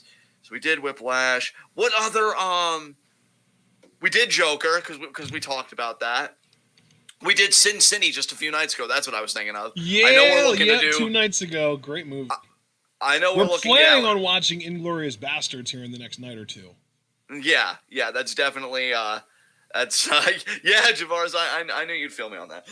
That's definitely Inglourious Bastards is definitely a priority. What else? I don't want to drone on too long when I could give Ashton the chance to talk. I'm just really racking my brain about what I've done. Oh, I watched a leftist debate just because I was curious. It was still as cringe as always between one leftist I used to like, I don't watch so much anymore, named Vosh, and Stefan Molyneux. who's now Oof. been taken apparently to being called Stefan Malameme by people, which I find kind of hilarious. Yeah, it's that bad. I even see Stefan's tweets occasionally. He's fucking awful. I am so glad that I didn't get fully indoctrinated into that cult, and I'm so glad that I came back to you guys where I belong, because that could have gotten very ugly. He's a piece of shit that shouldn't be platformed. But I digress. What did I do beyond that? Besides philosophy, because I tried to get a shit ton of philosophy in this month, which with mixed results. What else did we watch? Damn, because I'm trying to think. We finished You is what I mean to say. And Better Call Saul we started. I can't think of any other shows that we did, like Me and the Family, I mean now. Although we're excited as fuck for Altered Carbon. Speaking of trailers, watch the Altered Carbon Season 2 trailer. Hyped as fuck. I know, Ashton, you and I have been watching trailers for stuff, mainly like Marvel and stuff like that. Yep. I'm actually getting really excited for Black Widow because, like, there's starting to be a lot of hints that Black Widow is going to feature a lot of like multiverse kind of stuff and might even like start to tease the next big bad in the MCU and probably have some stuff in it that could lead into like Captain America or God, I always do that. Falcon and the Winter Soldier. And might tease even maybe like a potential lead into WandaVision and all that stuff. And I'm just really excited about it now. So kind of fortunate to me that like the least interesting thing about the movie is the main character, but that's how it is to me. One other thing, because I like because I am kind of, I've been telling my friends and my therapist this, my most adventurous side easily comes with food. Like that's where like my exploratory nature and stuff like that really comes out. We went to an Indian and Nepal like buffet place for my birthday, and I ended up getting goat curry, and it was really good. So I loved it. My sister's boyfriend Chris, and they're getting married next month, so we're also kind of doing wedding prep here at the house. It's going to be so very you can low-key. Stop calling him your sister's boyfriend, and you can start calling him your sister's husband. I know, and my brother-in-law, which and will be your even brother-in-law. easier. That's even better. He's so wonderful. I love him so much. But yeah, he even said that I would love Ethiopian food, and like I am like just so ready to do that. Like I'm like, yes, that's my next food adventure is Ethiopian. I'd love to try it. I know people have been telling me like, oh, you'd love Korean barbecue since you're permitting more meat and stuff like that now. So yeah, I just want to eat everything really. So like, just give me all the food. Give me all the food and you might live. I think that's kind of the angle I'm going to go with. So yeah, I think I'm just going to stop here. There may be more, but I've talked enough. Ashton, do you have anything you want to add on your side of things? No, I was even just going to say, I do find it kind of strange that Black Widow is giving me serious Stranger Things vibes because, like, come on, we've got David Harbour in Russia. Yeah. Right? Like, how is that coincidence a thing? What the hell? But no, yeah, that's you pretty much nailed everything, man. I haven't really done too much outside of that. I did get close to at least finishing Digimon Adventure Try. I know I talked about how frustrated I was. Yes. Couldn't get into it. There I've got like one, and the really shitty thing is Tubi TV, which is what I was watching the episodes on because they have the English sub version, which is what I want to watch. They only have the first 12 episodes, so I had to watch the other episodes on Prime Video, where I had to watch the English dub, which is less awesome. But I still have one sort of movie type thing left. It's like 3 episodes combined into a movie kind of thing. I don't really know how to describe it, but yeah. So that was the thing. I did watch a few episodes of Lucha Underground this month. I think I watched like episodes like 10 to 18 or something like that, 10 to 19, somewhere around there. I'm working my way through it from the beginning slowly but surely. That's really about the extent of it, though. We really haven't been watching too many movies or anything like that this month because I don't know. It's just been more of a chill month, I guess. We've been breaking off early a lot more, and we've been doing more YouTube stuff. We've been focusing more on the political shit and all that great garbage. Yeah. Next question from Rotten Butter. Second question from Rotten Butter. You must get a tattoo that is at least half the size of your hand. You can never remove it. What do you get and where? That's at least half the size of my hand? Yeah. So I could go with a really big tattoo if I wanted to meet the requirement and just kind of indulge. Then, okay, wait. I just, fuck. Because I know, you know what, Ashton, you go first because I know what I want to say, but I'm going to like stammer and have to research. If you know what you want to do, you could take the ball on this because I know I just need to find the words. God. So, what if I don't know, though? That's the problem. I believe in you. I believe in you to do this. This is the moment you've been waiting for. I mean, not really, but still. You've got this. Thanks so much. I really know. I've never thought about getting a tattoo because I've never cared about anything enough to want it on myself permanently. Oh, okay. I got it. And I guess we'll just classify that as your answer. That's okay. We've said plenty of times either we're not interested in something or we can't relate to something in the past. For me, and I've thought about this, if I wasn't a complete wimp and I had the canvas for it and just like all the conditions lined up, I would want to get a back tattoo of the School of Athens. I think that'd be pretty beast. Nice. I'm a nerd at heart. You guys all know that. It would either be that or let me just see another painting just real quick. Because he said half the size of my hand, so. At minimum, yeah. At minimum. And let's just see this. Or I would get, if I could, the Death of Socrates. One of those two paintings.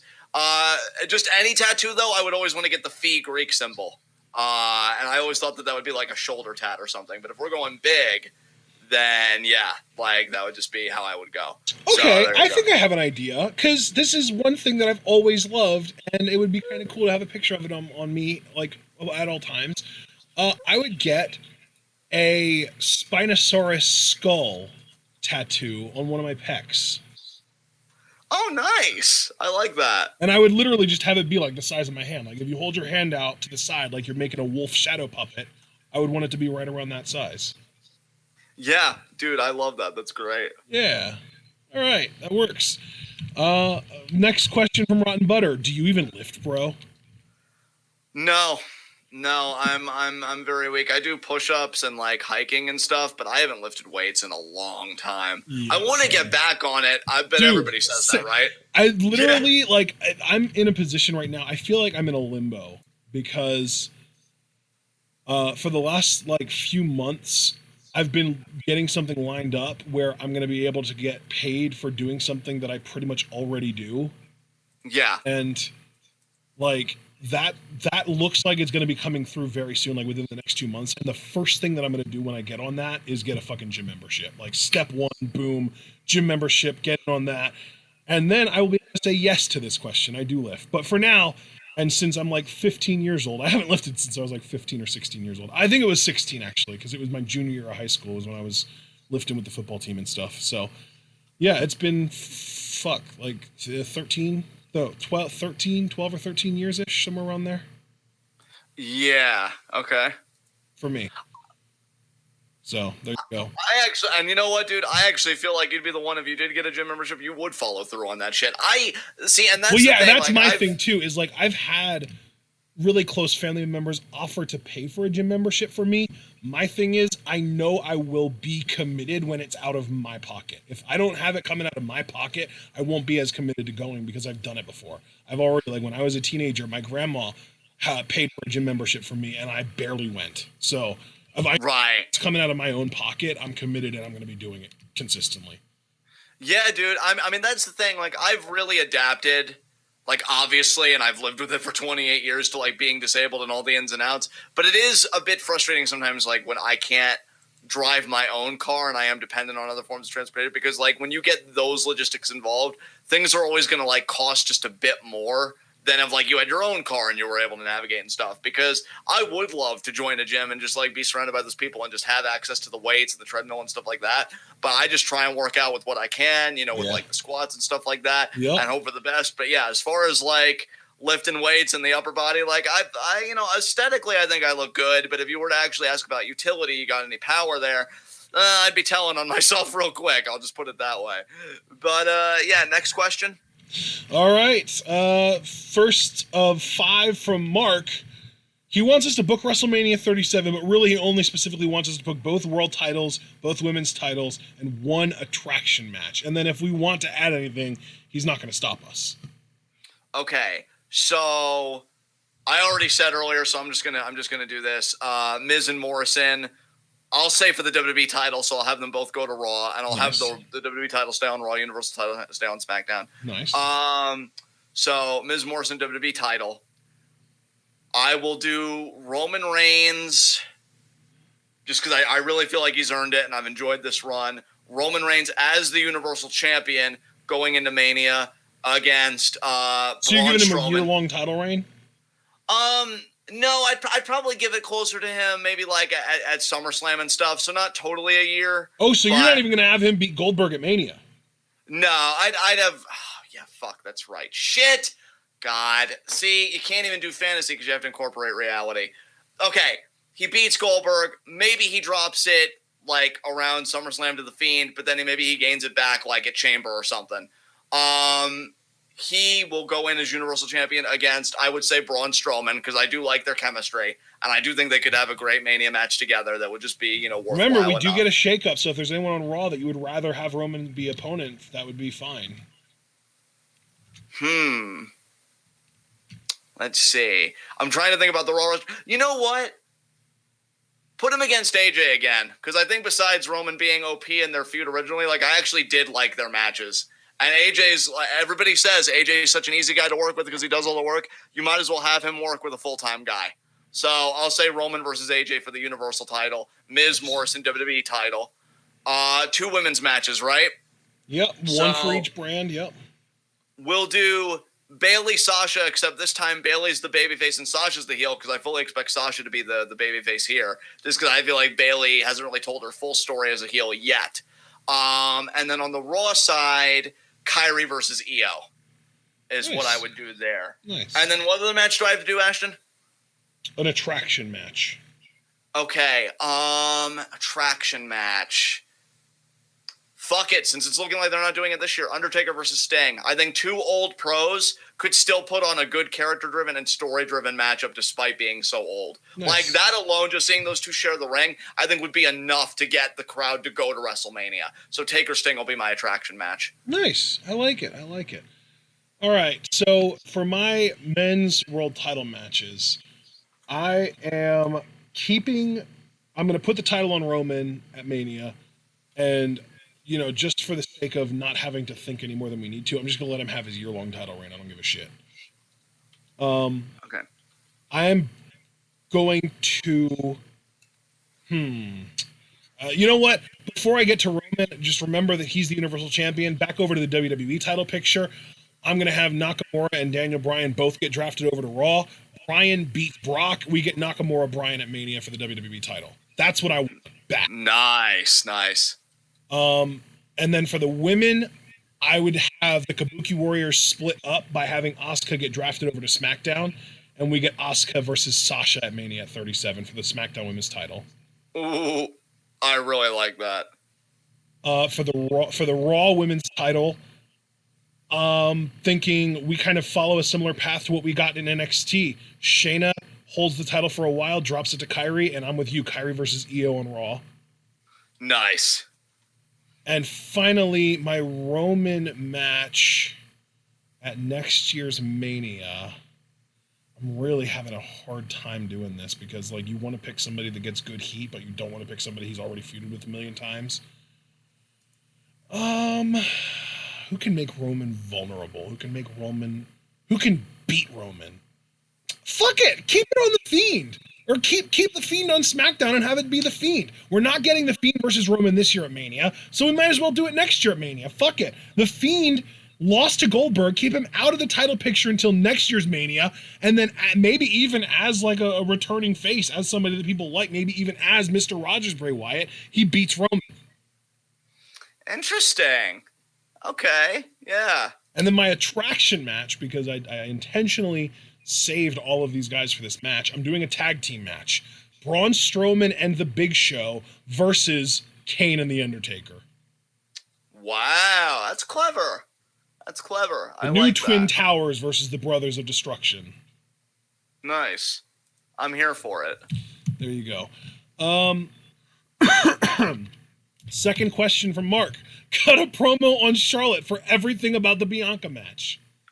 Oh my god. I feel like we cut promos on Charlotte every fucking month. I'm getting a little Yeah, no, I mean, I'll say this, Javaris, like, That's Mark. It's Mark. or excuse me, Mark. Sorry, Mark. I will say this. I don't know if you saw the Bianca thread I did, but I stand by it 1,000% after the booking of that match. And I think it says a lot about Charlotte. She can't tell when somebody's hurt and be a leader that way.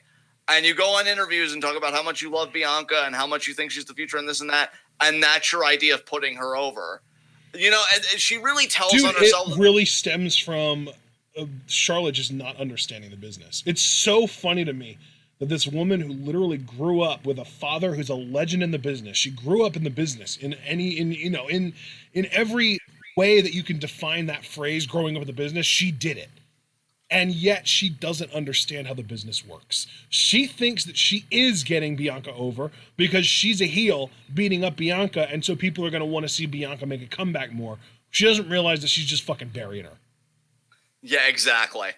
Like that's the one thing I could consistently rant on her about. Not the selling, which she doesn't even do, or the moves, let's talk about selling, John. Let's talk about how Bianca hit her with a move that I know she has won a match with. Her not sit out, but like her throwing style glam slam, where she does the double chicken wing, lifts you up, and throws you into a face buster. She kicked out at one of that. Yeah. End of the match. She attacked Charlotte, drop kicked her out of the ring. Charlotte throws her back into the ring because immediately, like, she got drop kicked, but she doesn't give a shit because she doesn't sell anything. Drop kicked or brought Bianca back in the ring. They ran the ropes. Bianca hit Charlotte with a spear, which is a move that is usually pretty devastating, keeps people down for a 2 count, slows the match down a little bit. Charlotte completely no-sells it, gets up, immediately spears Bianca, and within seconds hits the natural selection and wins the match. Yeah. I fucking hate her. Yeah, she's fucking awful. She really tells on herself how much she doesn't really know this business and her lack of passion, because you even said earlier in the chat, Ashton, to somebody that it's not because of her father, it's because of her brother. She's living out his dream for him, which I'm not even going to unpack that worm of psychological issues and stuff that I have a problem with there. But you could really tell that she's telling herself that that's what it's about when you don't even know the business enough to be like, oh, this is how you get somebody over and this is how you bury them. And she thinks she's doing the latter, to your point, when she's consistently doing the former. Or she thinks she's putting them over, but she's consistently burying them. And yeah, it's just I'm just really sick of it. I'm just sick of the Charlotte show. I'm sick of her no-selling. She no-sold an insane elbow from Kyrie. Like, when was this? Was this in the Royal Rumble? This was like a few Raws, like I think before the Rumble, where like Kyrie hit it, but she got up like moments later and she fended. Well, no, it would have almost had to be before TLC, right? No, this was after TLC, I think. Dude. Oh, it was after she was injured. It was after Kyrie's injury. Yeah, it was after when Kyrie was able to get physical again. Gotcha. Yeah. So how did she no sell the insane elbow? I might not have been watching around that. Well, because like she hit it while Charlotte had Asuka in the figure 8, of course. And Kyrie started beating on Charlotte, and Charlotte should have, in my mind, been incapacitated from that elbow completely. Everybody's built up how devastating it is. Yeah. Charlotte gets up a few moments later and fends off both Kabuki Warriors. Jesus and it's Christ. like, Jesus Christ. Yeah, exactly. She just has no fucking concept, man. She doesn't know.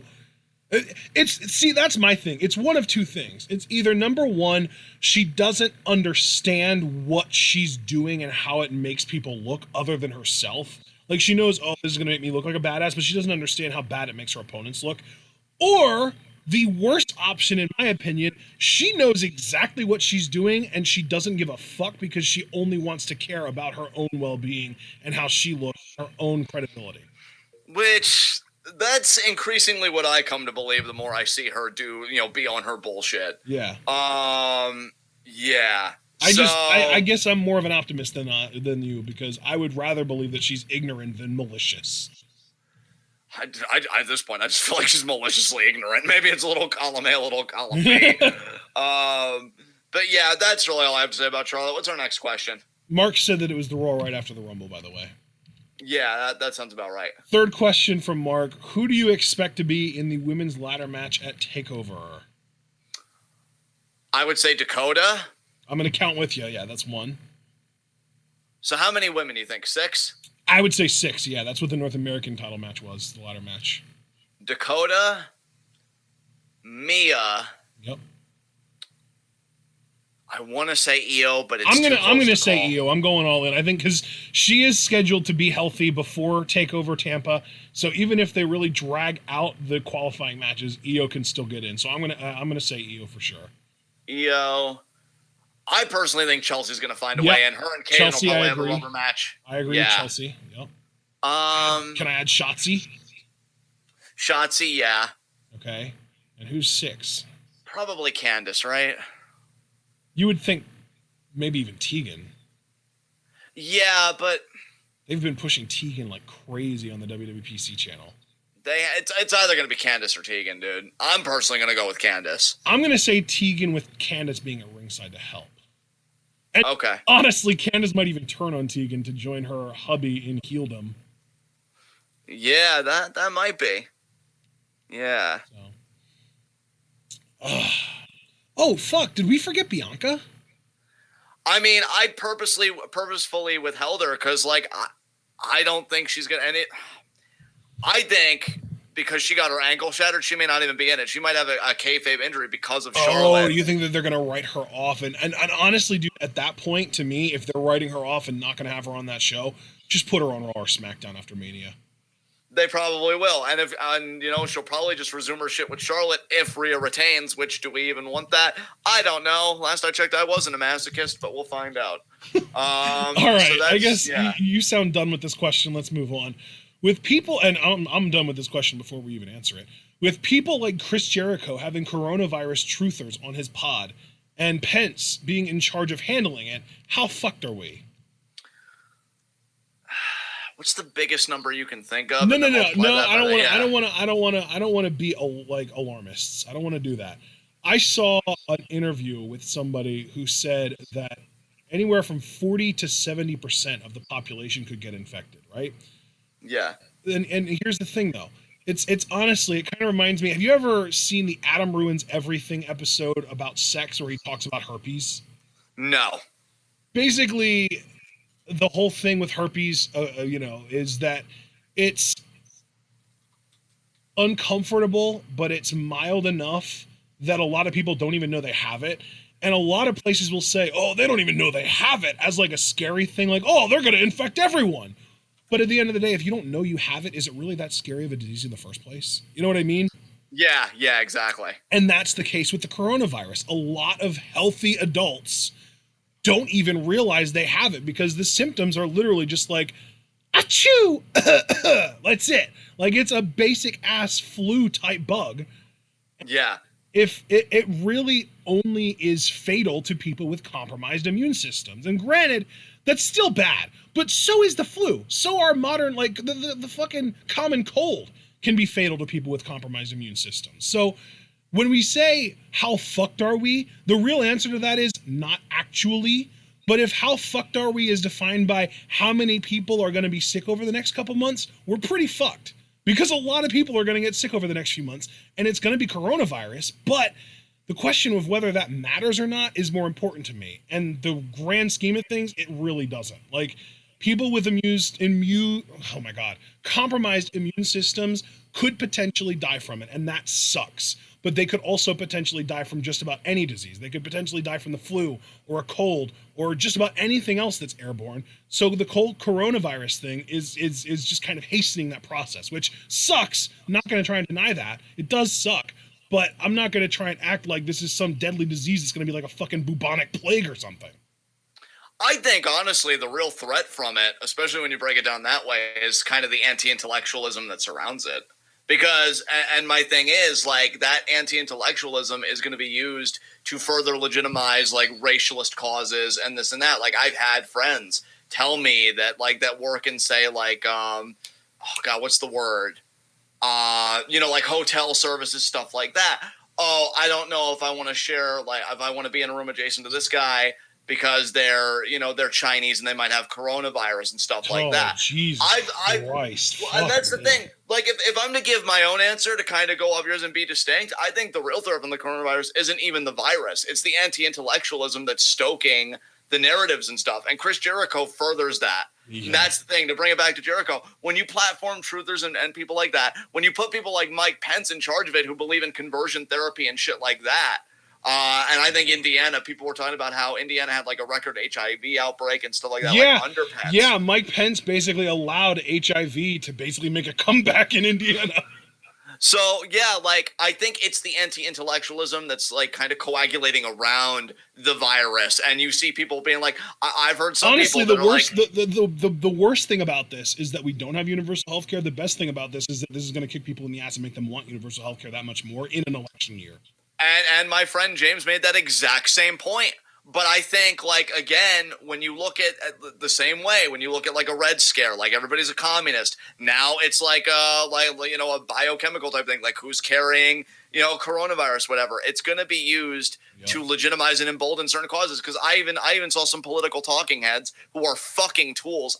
I swear, like, I'm telling you, Revel, like, your ideology is becoming increasingly attractive to me by the month because I'm just getting so fucking tired of people. Even people I agree with, I'll be honest, I'm getting a little tired of because I just want peace. Like, I don't want to be having these conversations every fucking day. Yeah. And like, that's the thing. Like, oh, yeah, what I was getting to was that, like, there's one political talking head that's like, oh, you guys are going to be really grateful that Trump built that wall because, airplanes don't exist or what the fuck ever. And I don't know. I think, again, the more dangerous thing than the virus itself is the ignorance that'll weaponize things exactly like this to legitimize their bigotry, to legitimize their eugenics or their racial purity or whatever. See, I told you, if you would have kept people like that out and people more like with my skin in, we'd be fine. Like, please, look, since it seems like you'll buy anything, I've got these really, really nice shoes, and I know they look like cement blocks, but they're really not. I want to put them on you, and then I want us to go to the beach, and then I want you to just walk into the fucking water and don't stop, okay? Just don't stop. I'm over it. I'm over it. And that's why I say that we're fucked. It's not because of the virus. I've seen plenty of people say that it's just a more aggressive form of the flu.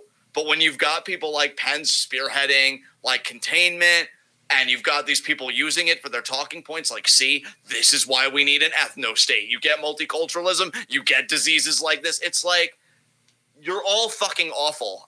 And like, I should just stop myself there before I cop a charge. But yeah, it's the fucking worst. Next question. Next question from Mark. Thoughts on WWE potentially making people pay a ton of money on pay-per-views again instead of just having them on the network like they've been? Well, what a fucking regression that is, huh? People have gotten so used to a pay-per-view model of $9.99 that when you offer them something like that, like, it's like, I'm not even, you guys better fucking know by now I'm not even a capitalist and like all this bullshit. But like, this even flies in the face of basic economics. Like, who in the hell is going to pay $60 for something they've gotten so used to paying $10, like a sixth of the price for? Yeah, like, this is going to backfire so hard because so few people, A, can afford to pay $60 for a pay-per-view, but more importantly, B, will be willing to after having gotten spoiled by 4 years of $9.99. And on top of that fact, which means that you're going to have very few people actually buying them, but on top of that, you're de-incentivizing people from wanting to be on the network. Like, the two biggest draws to the WWE network were live pay-per-views and NXT. And at this point, if you get rid of the pay-per-views, they're both gone. You're fucked. Your network, you might as well just ditch it. Just completely be done with it. Because the only thing that anyone has any use of it for now is archival footage. And I'm sure that there are people that pay for it for that, but that's a vast minority of the people that do. Yeah. A vast majority of the people who used the network were using it for either pay-per-views, which is the biggest thing, or NXT, which is the next biggest thing. You took away NXT, so now you're literally only being propped up by your live pay-per-views, and you're going to take that away too? Yeah, why does the network even exist at that point? Because, and now let me ask you footage, this. Like I said. Yeah, but I was going to ask you this, though, as like a follow-up. Are they going to put the pay-per-views up like the day after? Is it going to be like a month thing, like episodes of Monday Night Raw? Do you know like when pay-per-views will get up on the network? Because like if they're still going up on the network, I honestly do not know. But the thing is, if they would, there would be some kind of rights involved. Whoever they sell the rights to their pay-per-views to would own the rights for however the hell long they agree to. So it could be the next day, it could be a week, it could be a month, it could be 3 months, it could be a year. I don't know. Damn, because see, that's the thing. Because if you're not just going to have them like at all on there, I mean, you're already kind of fucked on that front, just for all the reasons you stated. And even if you were to put the pay-per-views like back on the network, then I'm just going to hold out. Like, why even pay if I could just now I know like it's like the FOMO, right, that they're probably counting on, fear of missing out, and everybody's talking about like what happened and staying current. But fuck it. I would still hold out. It's either $10 or so, like it's not that hard. And they are doing this too. And see, this tells me that they're not reading the demos that they would kill to be reaching, because the demos that they kill to be reaching are probably struggling middle class families and stuff like that that couldn't even afford $60 every month and probably thought that the WWE Network was a godsend because of the valuation. Like, I remember going over to a friend's house and chipping in money for like pizza and stuff so that they could order the network from their pay-per-view provider. And I haven't seen them in years, like in all this time the network's existed, but I guarantee you it's probably been a fucking boon for them because it's only $10 a month. Yeah. And they're able to do like all the pay-per-views and stuff. And you're taking that away from them. And that's a huge segment, I would assume, of your audience. Your audience isn't full of fucking 1%ers or even upper middle class people. Yeah, I mean, it's middle or lower middle class. They're called 1%ers for a reason. There's only 1% of them. Exactly. And like I even said, if only, and really, even if we only look at the people that are most likely to afford it, we're talking maybe 15% at most. Exactly. Maybe 15% of the people who are on the network are going to be able to afford to buy pay-per-views. Yeah. And really, that's 15% of everyone. So it's even less than that. But still, like it's bad. It's bad optics is what I'm looking for. Yeah. Yeah, definitely. Next question.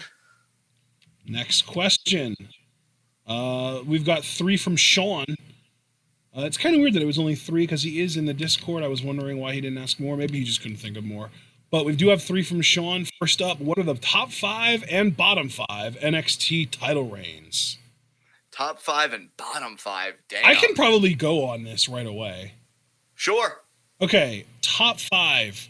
Actually, let's do bottom 5 first. The absolute worst NXT title reign of all time, Bobby Roode. I don't think I would argue with that. Honestly, unfortunate as it may be, number 2, Shinsuke Nakamura. Number 3, Samoa Joe. That entire era can go fuck itself. Yeah, it was pretty rough. The next worst title reign of all time. You know what? Let me pull up NXT Championship because I've already run out of ones that honestly, since Joe and Nakamura both held the title twice, we could literally just say each of their reigns. But I want to be a little bit more nuanced than that. Aleister Black, I think, would probably be 4th because as great as his win was initially, he never main evented as champion. So I would say and as a potential hot take, because I know we all love him as a performer, but couldn't you just put Sami Zayn on there because he didn't even get past his first title defense? No, I don't think it's fair to put Zayn on there because his win was incredible and his loss was incredible. Like, even though he never successfully defended the title, both championship matches that he was involved with where he won it and then lost it were top notch. They were amazing. Fair enough. So I think that really, if we're going by individual reigns, I would put Roode at 1 and then alternate Nakamura Joe back and forth for the next 4 because that was like the worst era of NXT ever to me. But if we're only going by individual people, it's Roode, Nakamura, Joe, Black, and Gargano, I would say. Bottom 5. Yeah. So then top 5, my number 1, I'm going to say Finn Balor. Actually, no, Balor's went on too long. Number 1 to me is Neville. Neville, I think, had the best run ever. 2, I'm almost tempted to say Adam Cole's current run, but I'm going to save that. 2, I am going to put Andrade because literally his match with Gargano, according to CageMatch.com, is the best match in WWE history. So the way he won it was incredible. His match with Gargano was incredible. You know, he had an amazing run. 3, I am going to say Adam Cole. 4, Balor. 5, Owens. Nice. You? I think I pretty much agree. Do you want a link to the list? Sure. All right. Because I was really just going to say, I think I agree with everything, but you know what? I think I'm going to replace... I can't believe I'm saying this because I love the man, but I think I'm going to replace Owens on your list with Bo Dallas. Dude, he was, I love Bo Dallas's reign, but all of his best shit came after he lost the title, I feel like. I just feel like even as champion, though, he was such a heel that people were literally showing their backs to him at Full Sail. That's true. Like, I just got to give it to him for that impressive amount of heat. So I think copy paste, but I'll swap out Owens, which again I can't believe because especially now I've really gotten back. I just loved how Owens was wanting to fight everyone. Like he was feuding with everybody. He was feuding with Zayn. He was feuding with Neville. He was feuding with Cena on the main roster. He was feuding with Regal. Like he was picking fights with everyone. That is true. I just really feel like Bo was like one of the first to me great NXT champions just for his heel work and everything. Yeah, I mean, don't get me wrong. That's the thing. We do kind of have a little bit of an embarrassment of riches because Bo was an amazing champion. He would definitely be number 6 for me. I just can't, in all good conscience, put him above Owens or Cole or Neville or anyone anyone else on that list. Yeah, I think essentially you made the best list because I really don't disagree with anything you said here. So I think we'll just do a copy paste. I still want to get Bo in there, but yeah, it doesn't feel right to sacrifice anybody else. But like I would, like you said, if it was like 6, I think Bo would be in there for both of us because he really was a phenomenal champion. I don't want people to forget about his reign just because we're in this like newish era of NXT where we use these top indie guys and shit. When Bo came in and he did the damn thing. So next question. Second question from Sean. How would you book the next 5 WWE champions? Who wins the title on which show? So basically, like, we're going with the WWE title, so it's Brock. So who beats Brock? That's 1. Who beats the guy that beats Brock? That's 2, etc. until we get to 5. Okay. Drew beats Brock at Mania. I love it. Seth beats Drew at SummerSlam. I dig it. Owens beats Seth at Rumble. Wow. You're really dragging that one out. A little bit. Let's see. Owens. That's 4. And then. Wait, what? Owens. Wait. No, I think that was 3 because Drew, Seth, Owens. That's 3. Drew, Seth, Owens. Okay. Then Zayn beats Owens at Mania. Wow. Okay. And then Nakamura beats Zayn. I want to say it like a Money in the Bank. Oh, okay. Yeah. Shit. So you're just keeping Lesnar out of it completely. Just fuck Brock. Yeah, fuck that dilapidated gorilla. Fuck him. Anyway.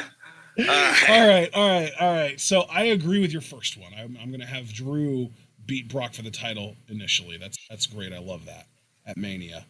But then, God, I like Seth, but I don't want him to monopolize the world title like that. I don't want him to be another Brock. Obviously, it'd be full-time, so it'd be different, but I don't want him to feel like synonymous with the title. So I'm going to go somewhere else. Who's taking the title off of Drew? It's got to be someone legit. Really, actually, I kind of want to go with like a shitty heel. Fucking pissy, bitchy, like fuck you, like dirty heel. You know what? Might as well pander while I'm at it. John Morrison. Fuck yeah, there we go. And then I'll sign on to your WrestleMania 37 match versus The Miz, and The Miz beats him for it as a babyface. Fair enough. I can take that. I got my run. I'm happy. Miz loses it to Bryan, and then Bryan loses it to Nakamura. Fuck the world. Damn. All right. I like it. I dig it. Hell yeah. All right. Next question. Same, but with the Universal title. Oh, my God. God, people really tested me today. Universal title. Do you want me to go first on this one and give you more time to think? No, I just want to go through it, rip the Band-Aid off. So okay. Goldberg just won the title, right? Yes. Roman beats Goldberg at Mania. That's 1. What's the next pay-per-view? Okay. What's the next pay-per-view in like 4 months, I want to say, like after Mania? SummerSlam. So it is SummerSlam. So Fiend beats Roman SummerSlam. Okay. So Fiend will be a 2-time Universal Champion. Because I'm signing on to this so far. I'm with you so far. Because I don't know who said it in the Discord, but I liked what somebody said because this would be the only thing that could save it. Fiend is really good against people he has history with. He had no history with Goldberg, and that excuses the Goldberg win. We're almost there, but he'd have to beat Roman then to really bolster that. I would still have Braun beat Fiend like I wanted at One Mania. We've talked about this. I would have Braun beat Fiend. So it goes from Goldberg, to Roman. So Roman, Fiend, Braun. Let's see. Universal title. I have to think, too, that there would be a shakeup in there. You know what? Fuck it. Braun loses it to Brock because Brock, finds his way fucking there. Yep. Back to SmackDown. Yep. And then thinking of SmackDown for the final reign for 5. Fuck it. Also in a shakeup. No, because I already gave KO the WWE title. I was gonna, because I want KO Brock. I've been saying every time that I want that fucking matchup, and I kind of want to do it now. But you know what? Fuck it. Cesaro beats Brock. Like you said, with Nakamura, fuck the world. I love it. Fuck the world. Yeah, let's do it. All right, so I'm gonna do Reigns beats Goldberg, right? So we're both on the page there.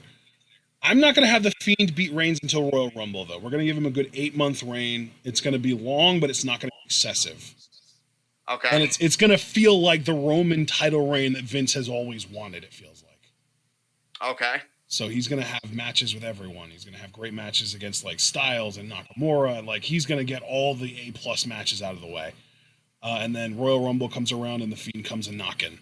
And maybe we even get Roman Fiend at TLC and we get some fuckery that requires another match, and Fiend finally gets it back at TLC or at Rumble. I mean, but I'm doing that because I want Aleister Black to be the one to beat the Fiend at WrestleMania. Yes. Okay. Yeah. I honestly, the biggest insult on my list was that I didn't give Aleister enough consideration. So I'm so happy you did. Yeah. Yeah. I'm totally putting the title on Aleister, and then Aleister as champion, as kind of a tweener, because I feel like all these guys are kind of tweeners. Like Goldberg is kind of a face, but also fuck you because you're part-time. And Roman is a face, but there's also a sense of fuck you because you're machine made. And the Fiend is mostly a heel, but we also kind of love him. Aleister is definitely more supposed to be a face, but he's kind of got like the dark satanic vibe about him and stuff. So I'm not really entirely sure if I would really want to fully commit to him being a face or a heel, but I do think that I would still want him to lean more face. And then to beat him, Tommaso Ciampa. Ooh, I really like that. Yeah. Good shit. And then to beat Ciampa, Finn Balor. Love it. Love it. He wins the Universal title back finally after like 5 years at that point of having never lost it in the first place. Next question. Dominic Adams has 3 questions for us. First up, Kushida versus Johnny Gargano versus Natalya. Who are you rooting for? Give me Gargano. Fuck it. Yes. I'm glad we... Next question. Second question from Dominic Adams. This is just for you, John. Would you give up any chances for John Morrison to become a world champion in WWE ever if it ensured that Minoru Suzuki would win an IWGP World Heavyweight Championship at some point? Yes. Because he already had an amazing world title reign in Lucha Underground, which I was so that Lucha Underground gave that to us and to you more specifically. That's so cool. And not only that, but he legitimately killed it with it. Whereas with Yes. Suzuki, if he would win this, he'd make fucking Japanese wrestling history. Yes. You can't pass that up. Yes. Fuck yeah. Third and final question from Dominic Adams. Which faction in New Japan would you have disband and get dispersed among the remaining groups? Taguchi Japan. I don't think... Is that still a thing? No, it's not. Damn. Honestly, then, Suzuki-gun, because then we could reform and do Saber-gun. So there you go. Yeah, I like that idea. Yeah, you could send a majority of them to one faction, including Zack, but not including Suzuki, and have Zack form Saber-gun from the inside. Yes! Oh, yeah. Excommunicate the weak. You just like the way I said from the inside. Yeah. Yeah. All right. Next set of questions. Abel, where are you at? Oh, are these Abel's questions? Yes. Sweet. First up. God, this is an existential one, John. You got to get ready for it. God damn it, Abel. We were getting along so well today How on Facebook. much fish could Bobby Fish fry if Bobby Fish could fry fish? Just Just go to your room. This is actually his first question. We called it, dude. We said it. We knew he would do this. Abel, I am giving you such a firm talking to when we go offline. Not going to do it here. I am not going to do it here, but we were going to have a firm... I trusted you with my meth question, Abel. Fuck. And no, for anybody else, I'm not giving you context. So I guess 5 pounds of fish. Yeah, I took the fun out of it by giving a legitimate question, Abel. That's a lot of fish, though, man. I don't know if Bobby has the work rate to be able to keep up there. Yeah, that is a lot of fish. We've all seen Godzilla, Abel. I don't know. Bobby's kind of a smaller guy, and he's also, like, not really... I mean, he has work rate, but he doesn't have, like, Kyle O'Reilly or Roderick Strong or Adam Fish, Adam Cole level work rate. Like, he's not on that level. I'm going to say maybe 2 pounds of fish. Fair enough. Next question. Next question from Abel. If Bernie, and this actually is more of a serious question, and it's not even the one that I thought it was because I was on the third question. We'll get to that one eventually. But the second question from Abel, how can we stop bullying in school, particularly bullying towards kids with disabilities? I mean, not to be that guy, but I don't think you can fully stop bullying. Because, like, maybe there would have been a time where I would have been like, you know, you teach other people about things, like knowledge, in a sense, would, like, stop bullying. Like, because people that pick on people with disability, if they were more aware about disabilities and this and that, you know, would that be whatever? Maybe you could stop structural issues. Maybe they come from a broken home or they need an outlet for their anger and this and that. And I think all these things could help.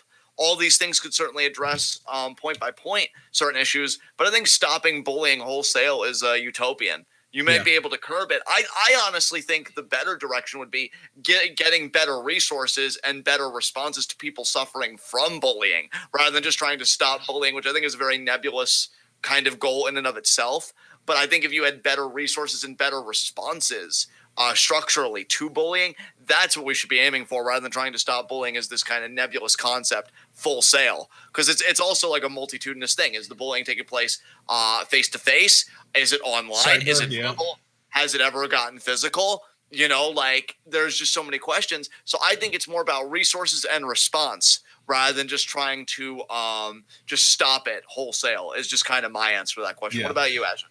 I mean, I don't think that there's ever going to be a way to reduce the amount of bullying done in any given country to zero. But I think that the steps that you can take to minimize the amount of bullying going on and then the amount of damage done by the bullying is literally universal healthcare, universal mental health care. I feel like kids should be talking to therapists as early as they're getting their fucking shots. Maybe not that babies get shots, but as early as they are like aware of like a pediatrician. Like when I was a little boy and I first met the doctor that would end up being my doctor for the first like 18 years of my life, that should have been when I and generally people as a whole started talking to a therapist. Not because they need it, or not because they are mentally broken, or because if they don't get it they're going to kill themselves or anything, but because it is just straight up mentally healthy to be able to talk about shit with people who aren't directly connected to you like that. Right. I think that's a good first step. And that's not, just to be fair, that's not me saying, oh, if you get the kid therapy, he won't bully anyone. That's not what I'm saying. What I am saying, though, is that if the entire country is not in a place of want, is not in a place of financial hardship, there's a significantly lower chance of bullying taking place in the home. And bullying in the home is what leads to kids bullying other kids in the first place. You know what I mean? Yeah, exactly. So, kids generally don't go out of their way to pick on other kids who are secure and happy with their own selves. You know what I mean? Like that is right. The act of bullying is very much an act that stems from mental unrest and insecurity. And that shit would not necessarily go away, because I'm not trying to be a Sith here and speak in absolutes, but that shit would be reduced significantly if people weren't constantly stressed out because they can't afford next month's rent, constantly stressed out because they have to choose between whether they're going to feed their kid or take him to the doctor. It's constantly stressed out because, oh, you know, I have this car, but I just can't afford gas money this week. Or stressed because they have to choose between a need and a mental health quality of life upgrade, or because they're stressed out because they need to choose between buying something now that'll last 2 weeks or buying something that they can't afford that'll last 2 years. You know what I mean? Yeah, I completely agree with you, man, for sure. And so you remove financial burden, and as a general, the mental health of the country goes up. But take a step further than that and add in, as Foster so eloquently put, the normalization of therapy, making therapy not something that people only get when they need it, when they are on the brink of, if they don't get it, they're fucked. But people just get it as maintenance. It should be mental maintenance. Yeah, absolutely. So that's how I feel about it. And again, you're not going to stop bullying, but I think those are ways that you can significantly reduce it. And that brings us to our next question. If Bernie is selected president, what policies do you think he will and will not be able to get passed in his first term? Now, I'm going to go first on this real quick because I think the answer is actually really simple. That depends almost entirely on the composition of the Senate and the House. Yeah, absolutely. If punk-ass bitch Mitch McConnell here is still the leader of the fucking Senate, chances aren't very good that we're going to get much passed, right? Unless executive orders, which Bernie literally has already said. He plans on day one of him being in the White House, executive order legitimately legalizing marijuana countrywide. Like, marijuana is legal day one. That's getting done through an executive order. Trump's been abusing executive orders since he took office. Bernie says, fuck you, I can do that too, bitch. Right. Yeah. Except when Bernie does it, it's for good and not to build a fucking wall and waste people's taxpayer money. I think what worries me about Bernie and what he'll be able to accomplish, because, I mean, you're absolutely right, Ash. I don't want to, take away from what you said because I do co-sign. But even if, it was a blue house in Congress, how much of that blue is, establishment and corporate Democrats that would still want to stop him anyway because of all the hand-wringing they've done in the lead up to all this. I doubt that just goes away because he's president. If anything, I feel like it intensifies because, oh, shit, now he's got the power to do stuff. And, I know, even executive orders, I have to read about the limitations of executive orders, but I know people were even calling out Trump for that. You just can't executive order everything. You have to go through the channel sometime. And I even wonder, would he still have resistance from within his own party? Just because, again, he's the most left candidate. And again, I've said this, he's more FDR than overt leftist, the way we conventionally and historically have conceived of the term. Yeah. But they're so scared of him that I even wonder if they'd be stopped. That might actually be, in the cruelest fucking irony in recent U.S. history, that might be how you get Republican and Democratic unity, is just wanting to stop Sanders. And I honestly wouldn't even put it past them. That's just my opinion. You know what, though? I will say, I think what we've seen from the Republican Party, if what we've seen from the Republican Party is any indication of how the Democratic Party would act with Bernie in the House, in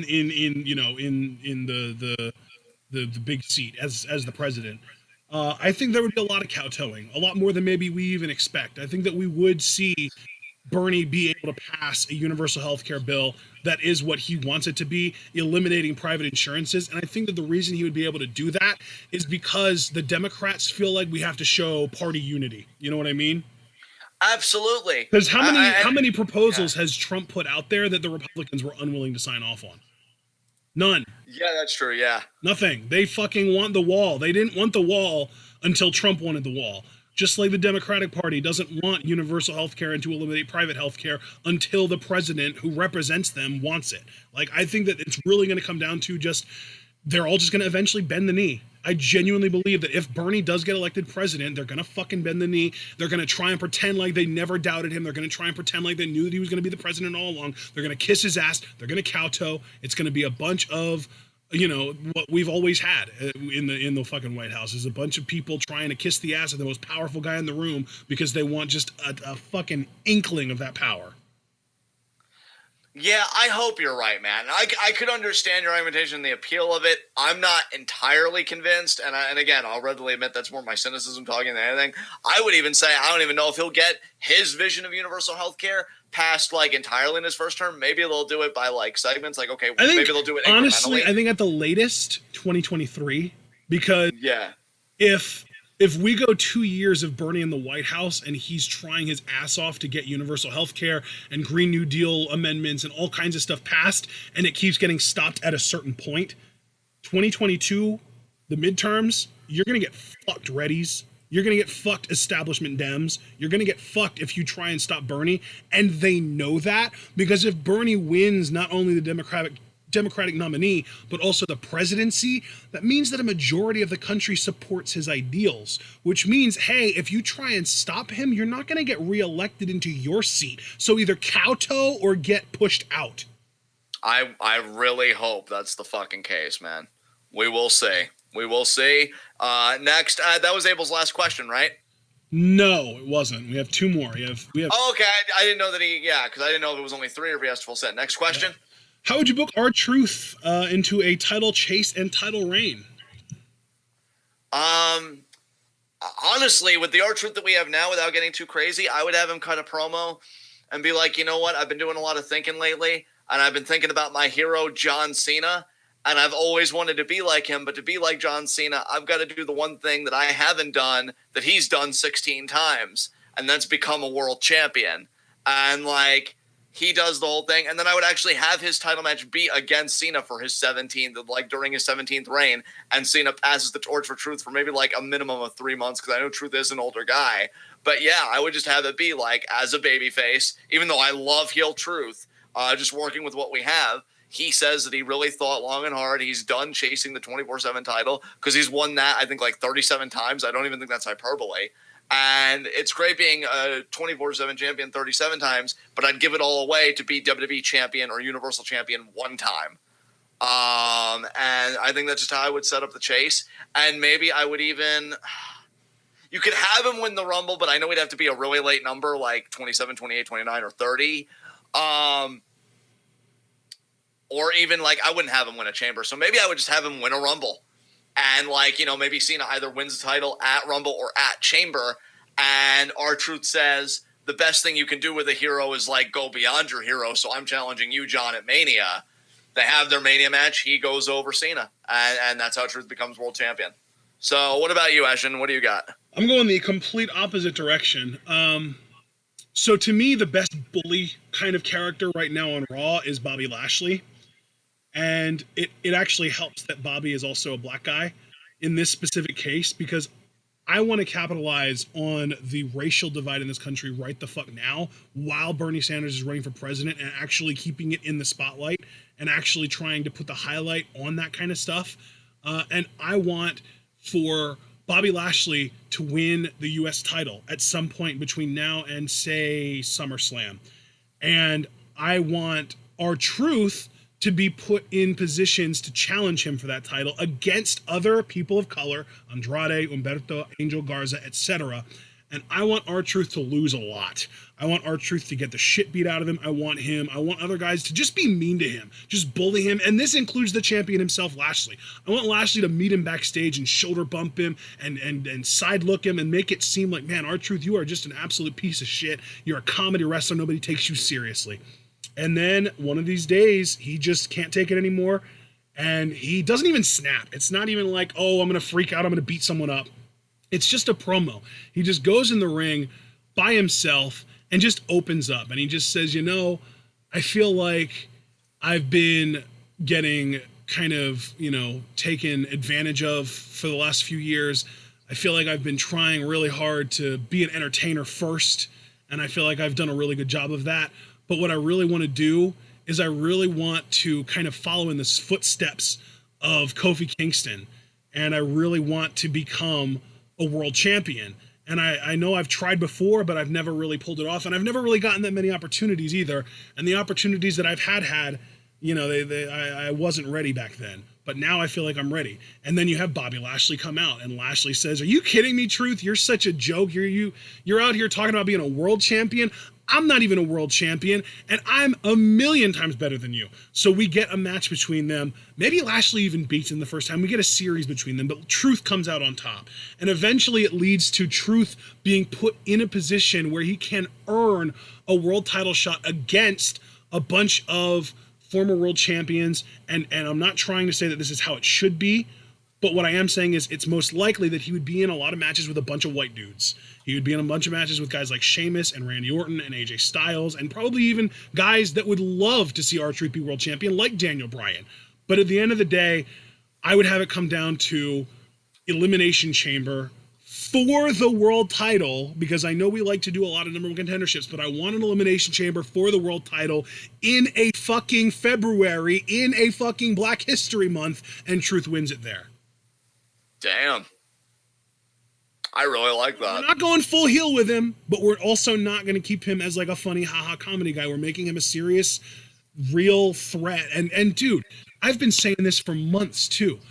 R-Truth has everything that you want in a main event player. He has the look, he has the size, he has the ability, he has the charisma, he has the talk. He checks every fucking box. And I legitimately do feel like the fact that he's never won a world title is blasphemous. It is egregious. And if we're going to do it right, I think that taking advantage of the current socio-political climate and really letting him cut promos like he did in TNA back in like 03, when he told Ricky the Dragon Steamboat, hey man, those intercontinental titles were always designed for second-class citizens, for people who they wanted to keep fighting over it so that they could monopolize the world titles. I want Truth cutting those kinds of promos and then proving himself right and proving everyone else wrong by winning the world title. I love it. It's good shit, man. I got nothing more to say. We can move on to our next question. Dude, I've been wanting that since like 2012, I think. Yeah. When Mark Henry, I think, was the world champion, there was a point in one of our commentaries that I said, I want to do like a fantasy booking where we get built up to R-Truth versus Mark Henry that has R-Truth winning the world title, where he cuts promos talking about the racial divide in wrestling over the last few decades. I think that there's a lot of story to be told there. Kofi Mania touched on it, and it definitely addressed it, but I want R-Truth to bust that window wide open and go all the way in on it. Hell yeah. That's some good shit, man. Yeah, and Javaris even pointed out, Truth is the first ever black NWA champion too. Let him be the first ever black NWA and WWE champion in the same career. That would be incredible. Yeah, for sure. Fifth and final question from Abel. What's your favorite thing about wrestling right now? Japanese wrestling. That's my favorite thing about wrestling right now. And I would maybe zoom in a little further. Joshi wrestling. There you go. I think Stardom is fucking killing it. I'm loving it. Just give me more of it, please. That's really where I'm at. Yeah, easily my favorite thing. Yeah, I think I have gotten to the point that I enjoy Stardom more than New Japan on the whole. Like, I think that New Japan's best is better than Stardom's best, but Stardom just day in and day out, show for show, I think is the better overall product. Yeah, definitely. Like, to me, I can watch, and we've been doing this for 6 months now, so I can honestly say I would rather watch every single match that Stardom produces for every single show that they have and watch every single match on 1 and 5 New Japan shows. Like, New Japan's undercard does nothing for me for the most part. Right. Yeah, I agree, man. I agree. I don't give two fucks about Toa Henare or fucking David Finlay or most of the Young Lions. Like, there are some Young Lions that I like. And right now the Young Lion class is interesting. Like, I like Yota Tsuji and I like Yuya Uemura and I like I like Carl Fredericks. He's about the only LA Dojo Young Lion that I'm really into. And I'm interested in William Regal's son being a New Japan Young Lion now. That's interesting to me. But that, like, none of those guys put on matches that I feel like I can't miss. And Sayaka Mitani puts on matches that I feel like I can't miss. And Azumi, who is kind of a lower mid-carder in Stardom right now, puts on matches that I feel like I can't miss. So, like, along those lines, I feel like Stardom is much stronger top to bottom, whereas New Japan has a stronger main event scene, you know? Yeah, absolutely. So, Absolutely. and if we're speaking specifically about American wrestling, I would say that my favorite thing going right now in American wrestling is Bailey's WWE her SmackDown Women's Title run, probably, honestly. Yeah, it's been really good. I agree. That's been pretty phenomenal. Either that or Asuka, just in general, but that kind of feels like cheating because it's another Japanese wrestling girl. Yeah. Yeah. But yeah, all right. Next set of questions. Actually, only one question from Kavaja Humphrey. Who challenges Goldberg at WrestleMania? I think we both agree Roman. Roman Reigns. Yeah. One question from Javaris. Why is Charlotte so shit, and why is her fan base so dumb as to blame everyone but her when she shits the bed? I don't want to shit on the fan base because, you know what, in a way, I'm sympathetic. Because, like, you're talking to a guy, and I've grown out of it, and my opinions have definitely become far more nuanced. But, like, being a diehard Chris Benoit fan, I was one of the few people that was still advocating he go in the Hall of Fame despite what happened. You know, I'm not necessarily proud of it, but I think when you're a huge fan of somebody, you tend to overlook a lot of stuff. Like if it would come out tomorrow that Kyrie turned out to be a horrible person, which if that did happen, humanity might as well just quit. There's no fucking hope for any of us. It would be very hard for me to just disavow her and just kind of break that connection. I think for whatever reason that they really like Charlotte, that affection, that adoration really intensifies any cognitive dissonance going on there. When you look at like how clunky she could be in the ring and this and that. And hell, I think people could flip it right back on me. Well, is it cognitive dissonance for you because you dislike her so much? And I'd like to say no, but I mean, you know, that's a legitimate question. But Yeah, that's I the feel weird like thing with perception is like we never really know the difference between reality and our own perception of the world. Exactly, and that's exactly why I think the fans are how they are. Javaris isn't because they're stupid or anything like that. Which again, I don't want to reduce this to that. No, but I think it's more just they really love Charlotte, and when you love somebody, you can overlook a lot of shit. And I speak from experience. And even coming from our perspective, when you hate somebody, you can't overlook anything. So, like, a neutral party might say, you know, Charlotte not selling Bianca's spear and beating her with a spear and the natural selection. It's like, oh, well, yeah, main roster, you know, they build her up as like the best ever and she beat a girl who's in developmental. That makes sense. Somebody who loves Charlotte blames Bianca, and we say Charlotte fucked up and Charlotte's ruining everything. So like it's all about perspective. And from my perspective, the people who are the hardcore Charlotte fans are that way because they've been conditioned to be that way by the WWE machine, by the WWE's presentation. Right. Again, and I would say the booked. exact same thing about Ronda Rousey. I think Ronda Rousey fits in that category perfectly as well because to me, the way that and I'm only saying I because I don't want to speak for you, John. The way that I watch wrestling, I try to dissociate performer from presentation as much as I possibly can. And that's how I arrive at conclusions like Charlotte and Ronda Rousey suck. And that's what makes people angry because a lot of people don't even make an attempt to dissociate performer from presentation and they just see it as one total package and they either like it or they don't. And that I understand that. That's just not how I watch wrestling, you know? Yeah, exactly. Exactly. All right. Next question. We have our final set of questions from Alex Foster. Yes, Foster back in the main event spot. Proud of you. First for you only, John. Thoughts on The Good Place overall? Oh, Foster, I loved it. I loved it. You got to understand, bro, and I'm only going to go in a bit on this because it was asked the same way I go in on politics when it's asked. One of my big goals in philosophy is to be like a philosophy communicator. You know, the way that Brian McGee was. Rick Roderick is this wonderful Southern guy. He passed away years ago.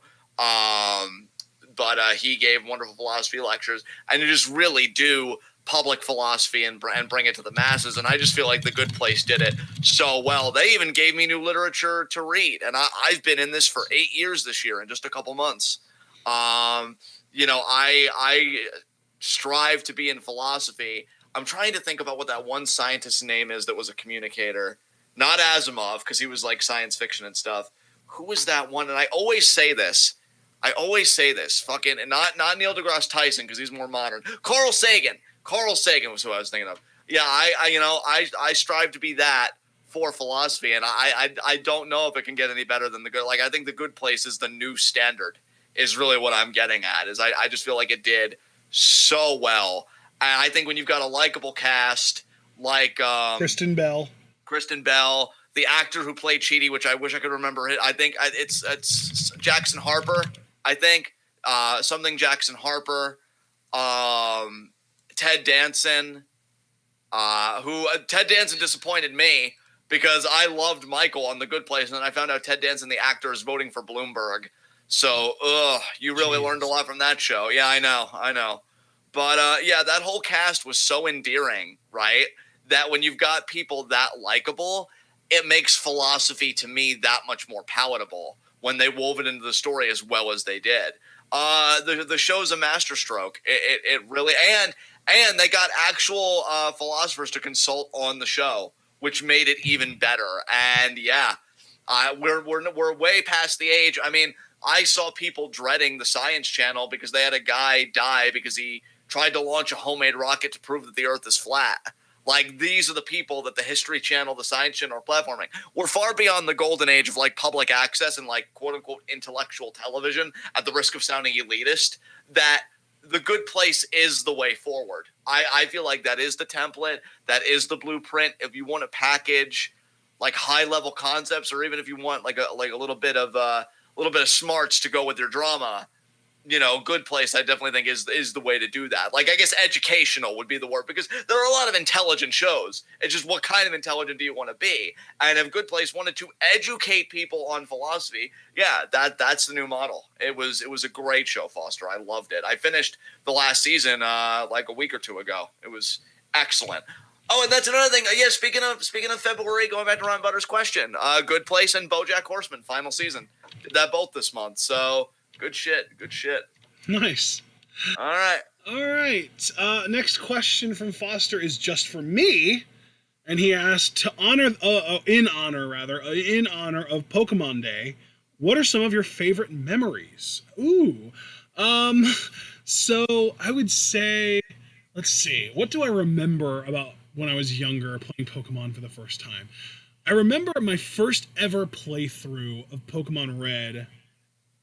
I didn't know how to advance past Fuchsia City, so I literally ended up having like a level 70 something Venusaur before I even got to like my 7th gym, because I picked Bulbasaur to start, and I don't even know if I knew how to catch Pokemon in my first playthrough. I might have just gone through the whole game with literally just Bulbasaur, which really, if you're going to go through the game with only one Pokemon and not reach the 7th gym, Bulbasaur is the one to do it with.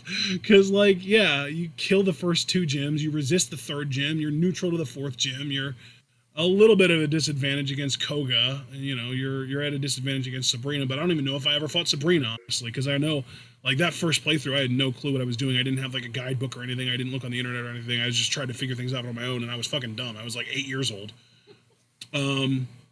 Another thing that I remember pretty distinctly about when I was younger, and this is more like 13, 14 rather than like 8, playing Diamond and Pearl, I always picked Infernape, picked Chimchar as my starter. I always got Starly. I always got Shinx, and those 3 were like the core of my team every single time. I always wanted to get a Gibble or Geibel, the one that turns into Garchomp eventually, but I could never figure out how to get it early, so I just never bothered getting it. And like those 3, fuck, what's its name?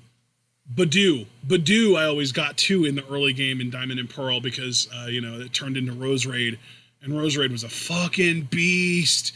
And I felt like that, like, diverse team, you have a firefighting type, a flying type, an electric type, and a grass type. And I felt like that sort of variety really helped. I also always tried to get an ice type, because my mindset is I like to always have a stab move for every type. And so I always wanted to make sure that I had an answer for dragon type. So I always made sure to get an ice type, and I almost always ended up going with Sneasel and then Weavile in DPP. DPPT, Diamond and Pearl, and Platinum. I never got Platinum, I don't think. So that's about the extent of what I really remember from when I was younger. More recently, I did a playthrough of Leaf Green. And this isn't recent as in like within the last year, but within the last like 5 years. I did a playthrough of Leaf Green where I started with a Bulbasaur, and the only and actually, yeah, that's right. I did this thing where I caught a Caterpie really early and a Spearow really early, and I got the Caterpie up to turn into a Butterfree and used it as my first like psychic type until I could catch an Abra, and that's pretty useful little early game trick for dealing with like the early game poison types, because there's like Ekans and coughing and all that shit all over the place, and then at the end of Mount Moon, you know, you've got that Grimer and stuff. So you can easily build up a Butterfree doing that. And then Butterfree also becomes really useful for catching Pokemon because it learns the powders like Sleep Powder and Stun Spore, and you can use it to put stuff asleep. And I actually think I used my like level 18 or 19 Butterfree to catch an Abra to replace it with. So, I mean, that's, you know, kind of hilarious in a sadistic way. And then like my main three, I had a core of 3 Pokemon, and I guess, you know, Venusaur by the end of the game was kind of a distant fourth. With Zapdos, I went to the power plant and got Zapdos. Nidoking, who I had a move set. It was Brick Break, Rock Slide, Earthquake, and Mega Horn by the end of the game. So it was literally just pure offense, just fuck you, I have coverage, you can't touch me.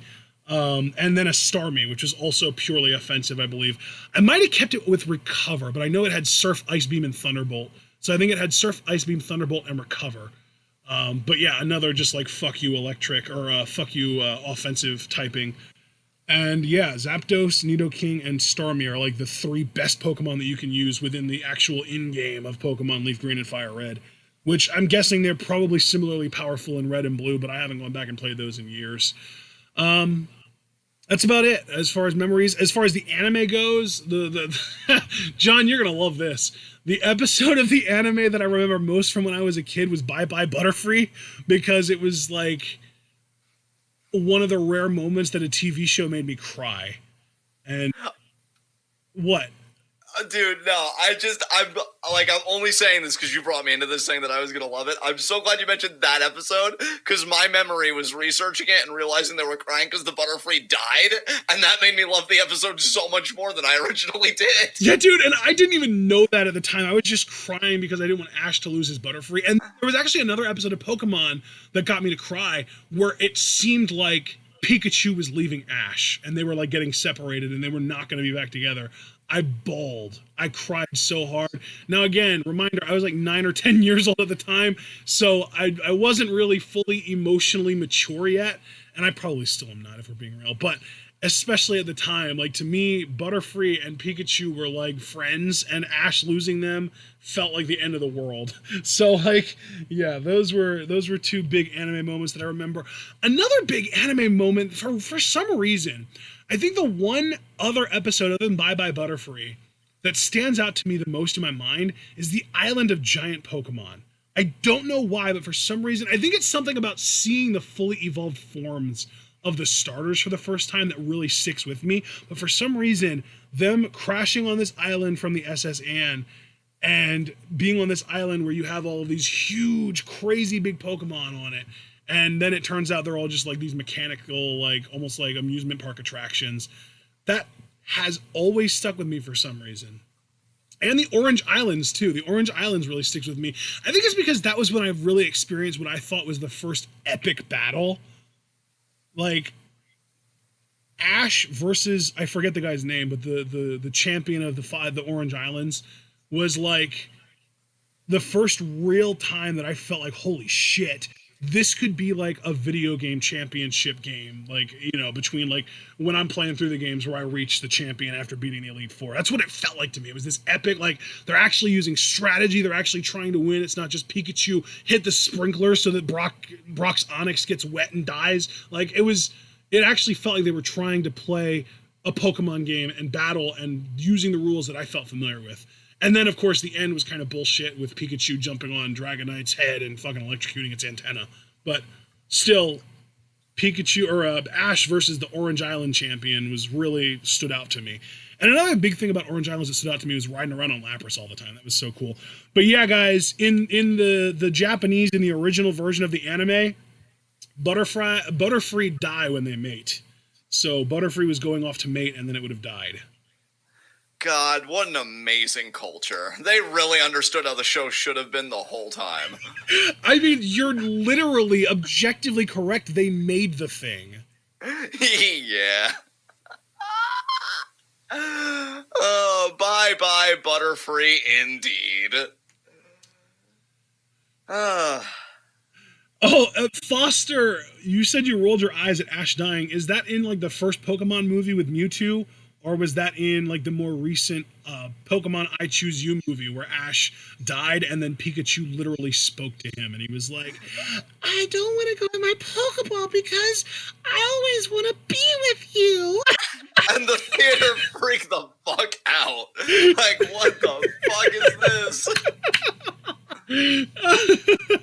I didn't know today was National Pokemon Day though. That's cool. Is it national or is it world? Is it World Pokemon Day? Is it just, I don't know. I don't know how these things work. I don't follow holidays, I'm sorry. And especially not corporate holidays, which is what this is, let's be real. But yeah, there you go. There are some of my Pokemon memories. Third question from Foster. What mid to lower card NXT people would you team up with? Or would you team up? Oh no, he did say would you team up with for the Dusty Classic? Oh, mid to lower card people. You know what? Just for the lulz, I would team up with Kona Reeves. Oh, I really would, because I would hate him the whole fucking time. And the thing is, like, he would just be leaning further into it, and knowing that Foster is a viewer, given that this is his question, he would probably enjoy seeing me suffer while getting his dose of Kona at the same time. So for you, Foster, and for your enjoyment, I would fucking team with Kona Reeves. I said it. Yeah, let's fucking do it. Never doubt that I love you, Foster. Ever. Ever. I'm getting you Kona Reeves on TV for this fucking tournament, so. Oh my god. You are just so incredibly generous, John. I know. I'm a fucking saint. You people don't deserve me. I've realized that for at least a few years now. But it's okay. Who are you teaming with? I'm teaming up with Babatunde and we're running amok. Of course, you want to win, and I'm here for the entertainment factor. See? Oh no, we're still gonna put someone over in the end, but it's gonna be one hell of an amazing run because we're gonna destroy everyone. We're gonna win our matches really quick because he's like 6'8". I think he's the only guy on the NXT roster that's actually bigger than me. He's like 6'8", 300 and some pounds. I'm 6'6". I'm over 300 pounds. Like, we would run fucking roughshod on NXT's tag division, no problem. Like, you put us in the ring with O'Reilly and Fish or O'Reilly and Strong, or, you know, who just won the titles? Who just won? Oh, Broserweights, right? Broserweights just won the titles. Yeah, like, Matt Riddle's one of the biggest dudes, and I tower over him. Yeah. But Tunde's bigger than me. We kill everyone. You're done. I love that your argument, you're pretty much big showing the thing. We're giants! You think we're not going to be heels? Yeah. Of course we're going to be heels.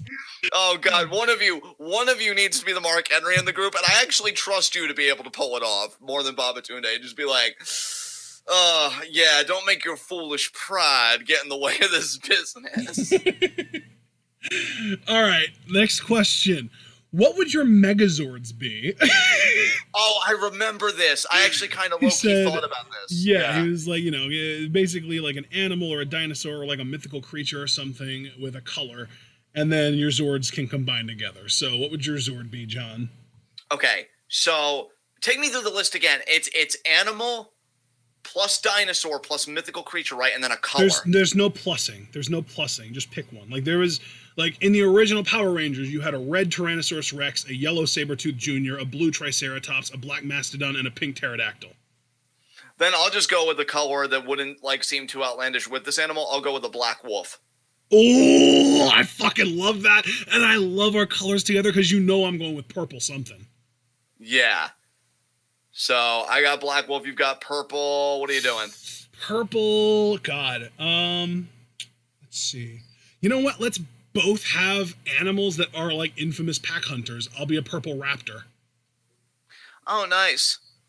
I like that. Purple Raptor with Black Wolf, we combine into a fucking Megazord. God, it would be so dope. That would be so fucking cool. Like, so the Raptors. Okay, so here's what would happen. Since the Raptor's already upright, it would be like the base of the Zord, and the Wolf's bottom half would separate from its top half, and then each of its legs would be attached to the Raptor's legs to make it more stable, right? Right. The Wolf's tail would become a sword, obviously. Come on now. Right. So then the Wolf's upper body would basically get transplanted onto the Raptor's upper body, and then the Wolf's head would flip down to reveal a face. Damn, face. Yeah, I'm here for it. That's fucking great. All right. Final question of the Q&A. We're going to keep this thing under 4 hours if it's the death of me. R-Truth versus Toru Yano. Would any of us survive that feud? I think no. I was gonna say yes, but dying from laughter is a real thing. So yeah, I'm definitely going. I can't speak for all of you, but I just feel like that would really get me. Just one segment, even if it's like a delayed reaction, I'd be thinking about it in the bath, and I would just start chuckling until I just like full blown laughed and like blew my own lungs out or some shit. So no, that'd be epic. The whole thing would be epic. Yeah, I don't think any of us would survive it because Yano, I barely even survive Yano matches where he's going against guys that are trying to take it seriously. What the fuck am I going to do when he goes against R-Truth? Exactly. All right, and that is the final question of our Q&A. Holy fuck, was this a long one? Third longest ever. Yeah, guys, amazing questions, obviously, for us to go the distance. Just very quickly before it slips my mind, next Q&A will be March 26th, because we're the last Thursday of every month, remember. YouTube, Twitter, Facebook, Discord. For Q&A questions, too, I want you guys to know, just donate $1. That's how you get the five question like bonus, because traditionally it's just 3 questions. You get an additional 2 questions for your $1 donation for a total of 5. So get it on the Discord before March comes in so that you can guarantee your 5 questions for March Q&A. Beyond that, we will see you guys tomorrow. What time are we coming at them with Revolution Preview Predictions? 6 o'clock for Revolution Preview Predictions. It should be. We'll see how it goes from there. Thank you guys so much for joining us, especially for the whole fucking thing. Anybody that really went the distance. You guys are beasts, and I love your faces. And with that said, I'm going to hand it over to Ash and take us home. Excellent. Ladies and gentlemen, we do hope that you all enjoyed this Q&A. We answered your questions to the best of our ability, and we hope that you're able to get your questions in for the next one. If you enjoyed, please remember to like this video. You can also subscribe to the channel if you're new and click the bell icon to join the notification squad. Then head on over to Twitch. Follow us over on Twitch and click the bell icon over there as well. And then if you're interested in supporting the channel, you've got so many options. You can subscribe over on Twitch. That helps us. You can buy our merch on Teespring. That's immensely helpful. You can donate to our Patreon, which we've already mentioned. John said $1, but I'm also going to throw this out there. Only $3 a month, and you get not only the extra questions for Q&A every month, but you also then get access to the Discord, which means that you have direct contact with us. You get to participate in our wonderful fantasy wrestling drafts, which are so much fun. And I just genuinely love those. And we've been trying to organize one for like a week now, and we're trying to figure out when the best time is to do it.